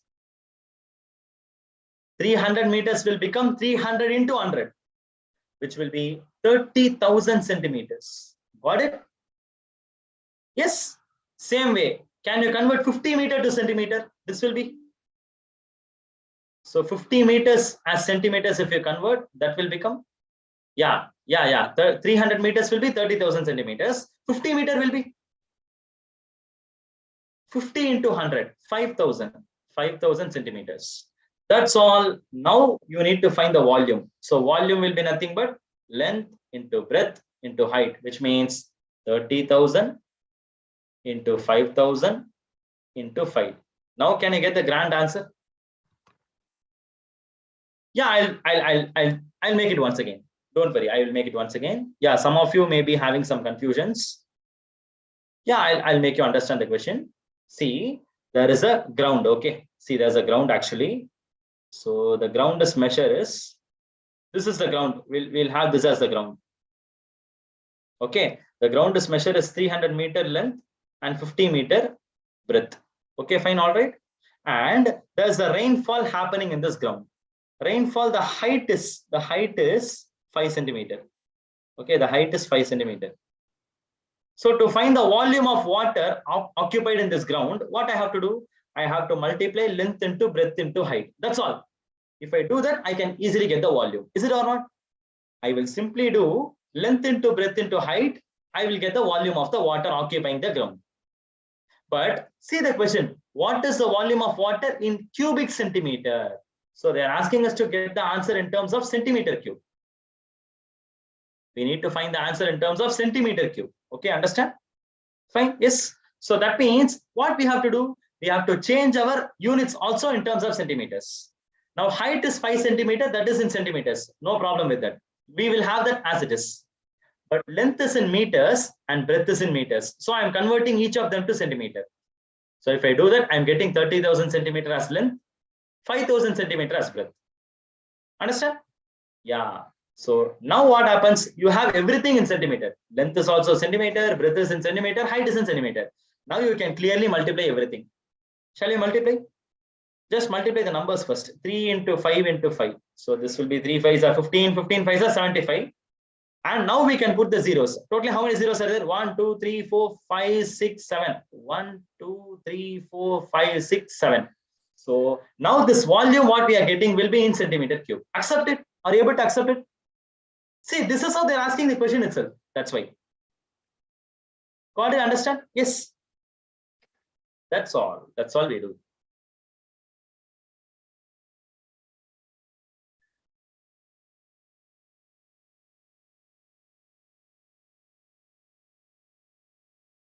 Okay with that? Are you okay with that? Yeah, yes. Yeah, 75 into 10 power 7. That way also we can tell. You want to know it in Tamil? Tamil, I mean the number. So you can see the number of zeros. In Tamil or Malayalam, we'll be using Kodi, right? 75 crores. It will be 75 crores. 75 Kodi. That is how we pronounce. Got it? Understand? Oh, you are asking me. Okay, yeah, yes. Okay, fine. All right. So shall we try one last question, please, students? One last question. So here you have a question from. So this one we haven't worked out. So we'll try one last question from time and work. Yeah, here is a question. So work out this question. One last question we have from time and work. So of course, time and work also there are many approaches. Here is a good question for you to work one question. Good situation for you to work one question. So let's see this question. I hope all of you can see the question, right? Maybe I can resize it. I'll make you appear a little more bigger. Yes. Yeah, I hope now you can comfortably see the question. Yeah, I started getting answers. Shakti can do a piece of work in 20 days. Nikshu is 25% more efficient than Shakti. How many days Nikshu will take to do the same work? This is my question. So understand the question carefully. So you have two people here. One is Shakti and the other one is Nikshu. I will write S and N. Okay. Yes. So S is capable of doing a work in 20 days. 20 days. I'll note it. And it is given Nikshu is 25% more efficient than Shakti. Now, what do you mean by efficiency? Efficiency means it is the amount of work they can do it in 1 day or 1 hour, or it can be 1 minute, whatever it is, based on the question. Okay. Fine. Yes. So that means efficiency is something called, efficiency means something called, it is the amount of work you can do in 1 day. Okay. In our question, we have days, right? So I will also give it in days. Okay. So we will assume it like this. Okay. I have the time given here. Time taken by Shakti is 20 days. Efficiency is going to be how much? It is going to be some units per day. I will take it as Shakti can do some units per day. Okay, fine. Yes. And Nikshu will do how many units per day? This comparison we will first make it. Okay. Now come back to the question. What is that they are given here? Nikshu is 25% more efficient than Shakti. They gave it like this. Okay. Now what do you mean by that? They are comparing the efficiency. So let us do something like this. We will take Shakti's efficiency as 100 units per day. That means this person Shakti can do 100 units in 1 day. That is Shakti's efficiency. Now you compare and tell me, if Shakti can do 100 units in 1 day, then Nikshu can do how many units in the same 1 day? Can you please tell me that? Nikshu can do how many units? Yeah, Nikshu can do 125 units in 1 day. Okay, fine. Yes. Yeah, a few of you will even take the ratio to get small numbers. You will take small numbers. No issues with that. We can do it in that itself. Okay, that way also we can do. So 100 units per day. If you take Shakti as 100 units per day, Nikshu we can do 125 units per day because it is like 25% more efficient, right? That's why. Okay, fine. Yes. So you have it like this, right? Okay, fine. So now we will come to the work. Now tell me, Shakti can do 100 units in 1 day and Shakti is taking 20 days to finish the work. Can you tell the total work will be how many units? What is work? Work is basically efficiency into time. That's all. See how much work you can do in 1 day into the number of days. That will give you the work, total work. Is it or not? That's what I'm asking. In 1 day, Shakti can do 100 units. Then in 20 days, how much units can Shakti do? Can you tell how many units can Shakti do? Yeah, 20 into 100, 2000 units. Now, same 2000 units is to be finished by Nikshu also. But Nikshu's efficiency is what? 125 units in 1 day. That means Nikshu can do 125 units in 1 day itself. Then for Nikshu to do 2000 units, how many days will Nikshu take? Just very simple. Nikshu's time will be 2000 units by 125. That's all. Can you divide it and see? What is the answer? Yeah, 2000 by 125. Very good. Yeah, exactly. Because they both are doing the same work, yeah, right? They both are working out the same work. They are not doing different works. You read the question to do the same piece of work. Please be careful there, right? Okay. Yeah, okay. So 2000 units in 125 units per day divided, answer will be 16. So Nikshu will take 16 days. Okay, fine. Yes. Yeah, of course, you do even have some quick shortcuts to do this. Okay, let me give you.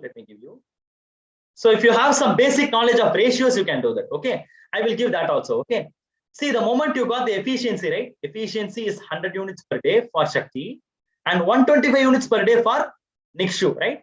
You got this efficiency is 100, this efficiency is 125. You can take the ratio, students. You can take the ratio. 100 is to 125. What's the ratio? Can you tell me the simplified ratio? What is 100 is to 125? It is going to be 4:5, right? So efficiency is 4:5.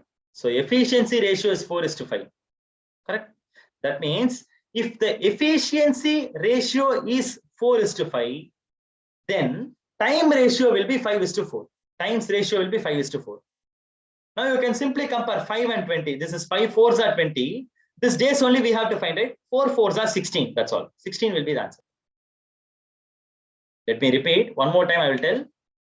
Efficiency's ratio I took, it is 4:5. Then times ratio will be inverse of the efficiency ratio, 5:4. So you compare these numbers. 5 into 4 is 20. Do the same below. 4 into 4 is 16. So 16 is the answer. Okay, fine. Yes, because for the same work, efficiency and time are inversely proportional. You call them as inversely proportional. Inverse means exactly it will turn down. It will take the inverse. Okay, that's the reason. Okay. Yeah, okay, fine. Yes. So if you have some basic knowledge about this, you can easily work these kind of questions. So yeah, well, fine, students. I hope today also we managed to work out a set of problems.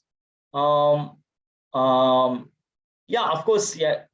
For arithmetic math part, it will be better if you come to have an idea about all basic arithmetic topics. Okay, I will quickly give you the list. So you start from percentage. Okay, percentage, profit and loss, you just see. And then also, students, it is better to see problems based on ratio and average. Okay, fine. Yes, ratio, average, you can see. And next important thing is time distance. Problems based on time distance. Problem based on time and work also, you just see. Okay, fine. Yes. And finally, you see geometry mensuration kind of problems. Yeah, students, in these 2 days, you would have realized problems based on mensuration geometry has occupied more weightage. So this is something very, very important. Okay, mensuration geometry is much important. So be careful with all the shapes, squares, rectangles, triangles, everything you just be clear. And also 3D shapes, cylinder, cone, cube, cuboid, hemisphere, sphere, everything you be clear. This will occupy a very big weightage. Okay, fine. Yes, this is what I would advise in math arithmetic part. And also some logical part also you will have. Logical part means this kind of number series question, question. And then diagram based question also you will have. Diagram based, like count the number of squares. We had that, right? That based squares you'll be having. Sometimes you can even expect questions based on clocks and calendars. Clocks, calendars also you should be clear. Okay. So just have a view on these major topics. I think if you are comfortable with this itself, you can easily expect a good, you can feel more confident. Fine, okay. So I would advise you to be clear with these things. Please do revise these topics. Fine, okay. And I wish once again all of you all the very best for your exam. You're going to take all the very best, students. Do it well. Yes, fine. Yes. Thank you all, students.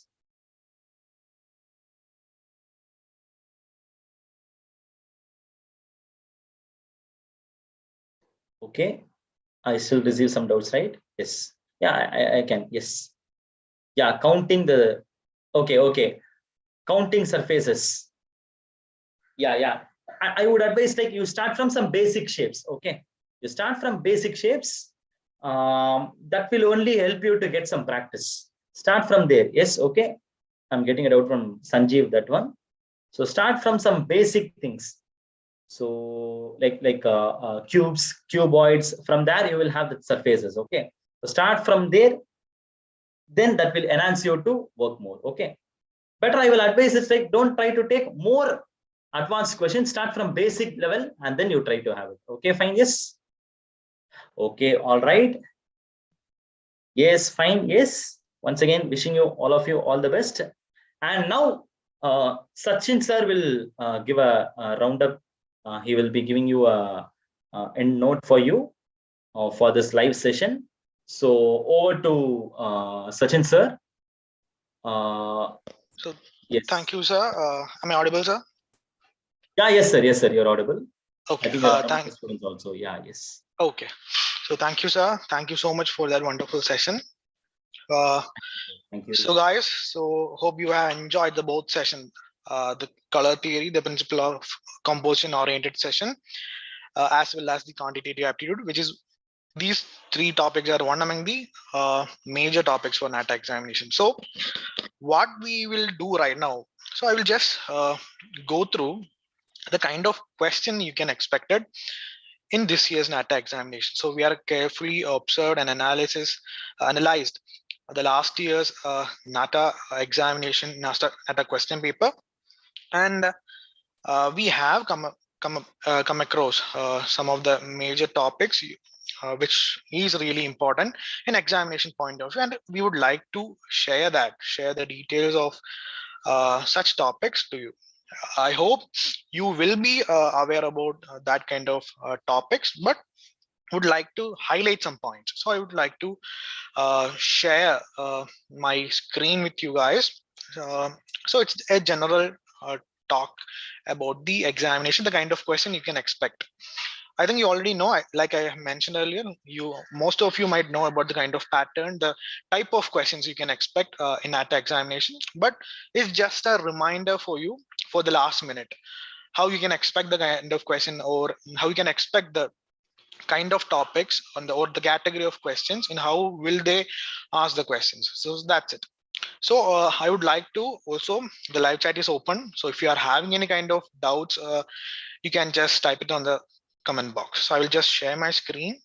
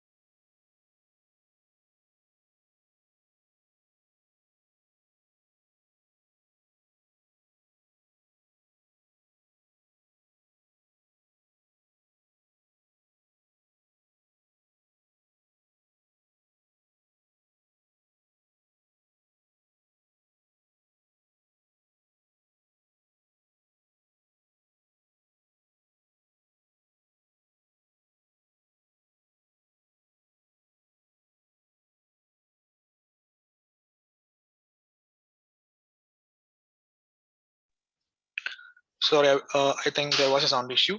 Okay. So hope you are audible now. How am I clearly audible? Yes, sir. You are audible now, sir. Okay, great. So I was talking about the general NATA examination pattern. So this year's examination is conducting 3 times. So it's your choice to attempt 1 time or 2 times or 3 times. So you have the freedom to attempt the examination. And the total marks for NATA examination is 200 marks, and you will be having 125 questions for this year's NATA examination. So the duration of the NATA examination is 3 hours, and you can expect 1 mark question, 2 mark question, and also 3 mark questions. So these are the kind of category of marks you can expect in this year's NATA examination. So they have clearly mentioned that the medium of this year's aptitude will be generally English, but you can expect maybe some question maybe in regional language also. So that is the general intro. I know you already know this kind of details. So just go through what are the topics you can expect in this year's NATA examination. So mainly the NATA examination can be generally divided into 2 sections, section 1 and section 2. We have simply divided, in order to understand the category of questions, we have generally divided the NATA examination into 2 parts, section 1 and section 2. So it's according to us, we have just separated the examination as section 1 and section 2. So in section 1, mainly you have gone through the syllabus. What are the kind of topics you can expect? They have clearly mentioned the kind of topics the question may come. So they also mentioned that the kind of topics, the kind of subject may not be limited, and they can ask from everywhere. So any type of questions.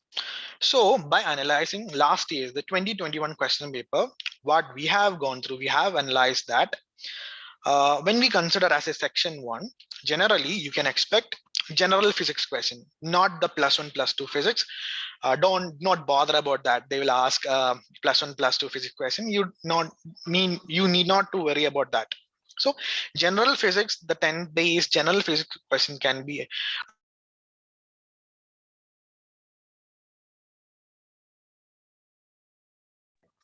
so last year they have mentioned they have asked the general physics question, not the +1 +2. So this year also you can expect questions from general physics.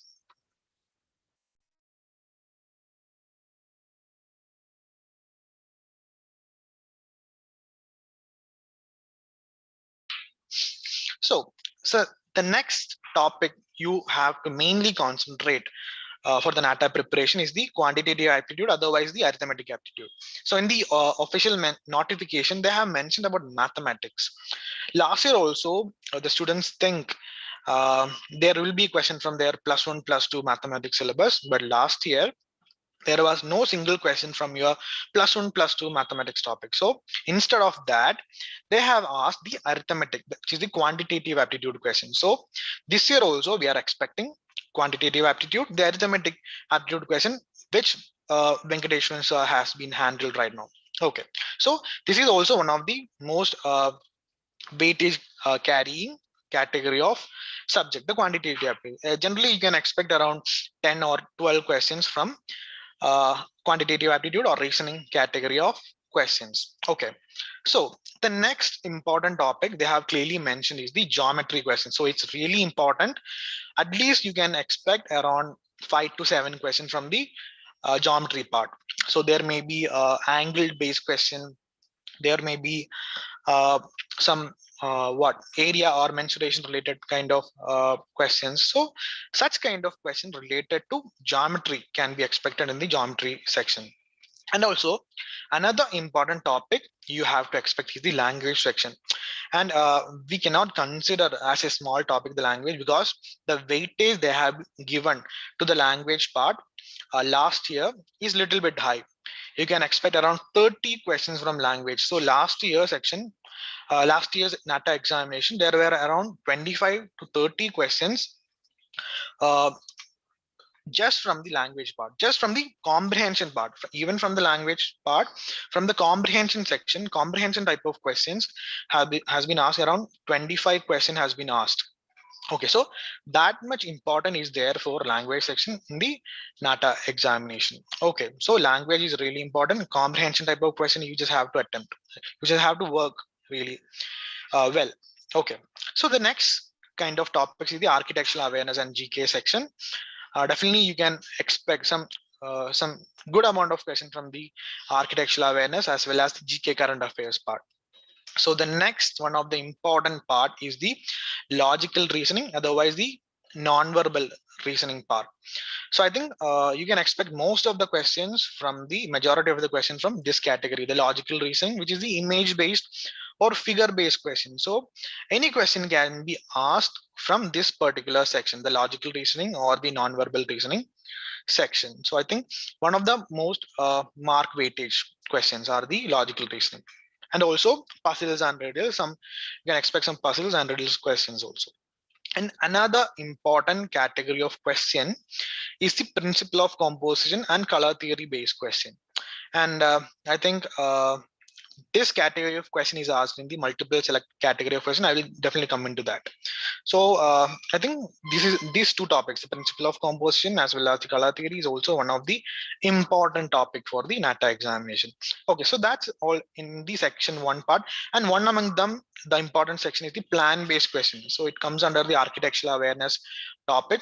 So exclusively, so there you can expect question based on a particular plan. They will give you a plan for section or elevation of a particular monument, and based on that particular monument or plan, you have to answer the question. Sometime it will be built elements, sometime it will be principles related to that, so planning related questions. So you can expect such question also. So plan based question, principle of composition, color theory, these are one of the important sections you just need to deal with. Okay, so when it comes to section 2, so we have just divided into section 1 and section 2. So section 2 is mainly the observation type question, one of the most mark carrying question is the observation type question. I think you already know what is observation type question. They will show you an image for 30 seconds. After 30 seconds, that image will disappear. And based on that particular image which has been shown to you, there will be 2 questions. Each question carries 3 marks. So based on a one particular image, there will be 2 questions. In such a way, there will be 5 set of questions, each carrying 2 questions each. And in total, it will be 30 marks. So last year it was in that way. We didn't know whether they will follow the same pattern. But again, I'm saying observation category of question is the one of the most mark carrying type of question in NATA examination. So you just need to practice really well for the observation, because in that particular 30 seconds, you just need to consider a lot more detailing in those particular images. We don't know what kind of question they will ask from that particular image. Okay.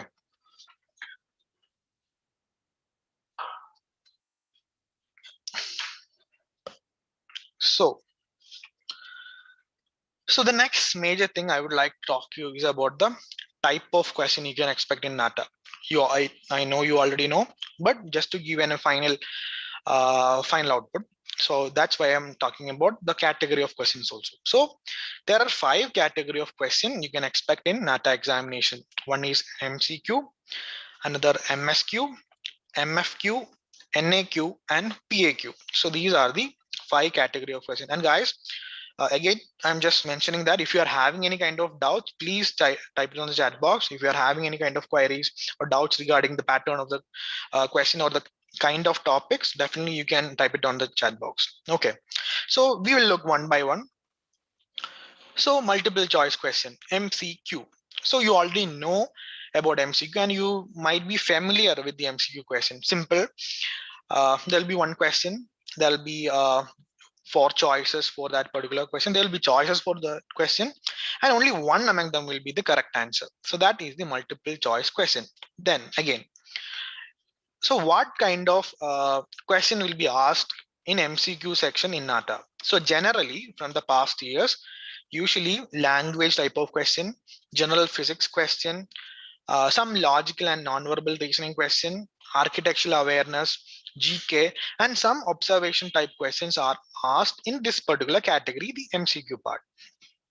So you can see on the screen some of the question which has been asked in the MCQ category in the last year. You can see the geometry questions is asked in MCQ, then general physics, language oriented questions. So it's just an example to give you an idea. Okay, so you can see there is options and there is one single answer. Okay. Again, the another one of the important type of question, category of question, is the multiple select type question. So what is multiple select type questions? Simple. So for a particular question, there will be more than one answer. Okay, so for MCQ there was one answer, but for MSQ, the answer for that particular question will be more than one. So more than one choices will be correct answer. And for the NATA examination, they will specifically mention the number of answer in that particular question. You can see right now in this screen. So usually in the MSQ, the multiple select type questions, principle of composition and plan based question are asked in the multiple select type question. You can see right now on the screen, based on principle of composition, 4 most appropriate design elements were principle, you have to choose among them. They have clearly mentioned the choices, the correct answers. Okay, choose any 4 or choose any 3 or choose any 5. They'll clearly mention the number of correct answers, and you have to choose the correct answer among the choices. So there will be around 8, sometimes there will be 8, there will be 12 options will be there. So among that 8 or 12 option, you have to select the most appropriate 4 choices.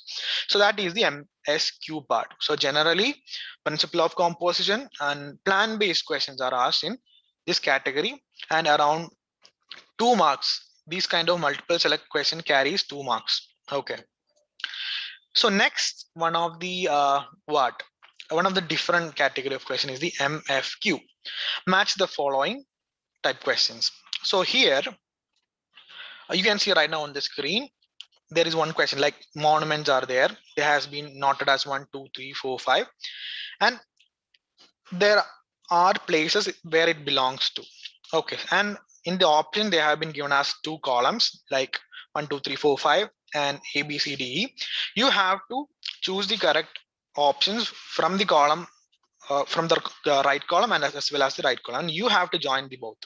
So that's how it works in the match. That's how the match the following question works. Okay, so this is also one of the important category of question for NATA, and you can expect this year also that these category of question, the match the following question. Okay, so here you are the one who have to choose the answer and the correct match the matching questions from the options. Okay, so this is a match the following question. So the next category of question you can expect is the numerical answer type questions. Simple. There will be no option that for that particular question, you are the one who have to enter the correct answer. There will be no options for numerical answer type question. Okay, so you can expect questions from arithmetic aptitude, that which is quantitative aptitude. So definitely you can the arithmetic quantitative aptitude question is asked in this category, and as well as some logical reasoning question is also asked in numerical answer type question, and also I think some observation type question also expected in this type of category. So generally arithmetic aptitude questions comes under the numerical answer type question. You can see right now on the screen some arithmetic quantitative aptitude question as well as the logical reasoning question. There is no option, you have to enter the answer. So that is the numerical answer type questions. Okay, so the next one is the preferential choice type questions. So what is preferential choice type question?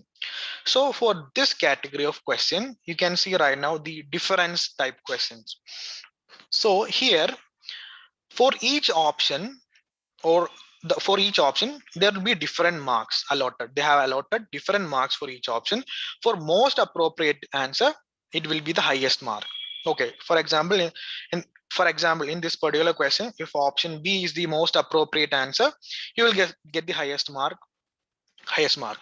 If the option C or option A is second most appropriate, you will get mark according to that. So for each answer there will be different marking scheme.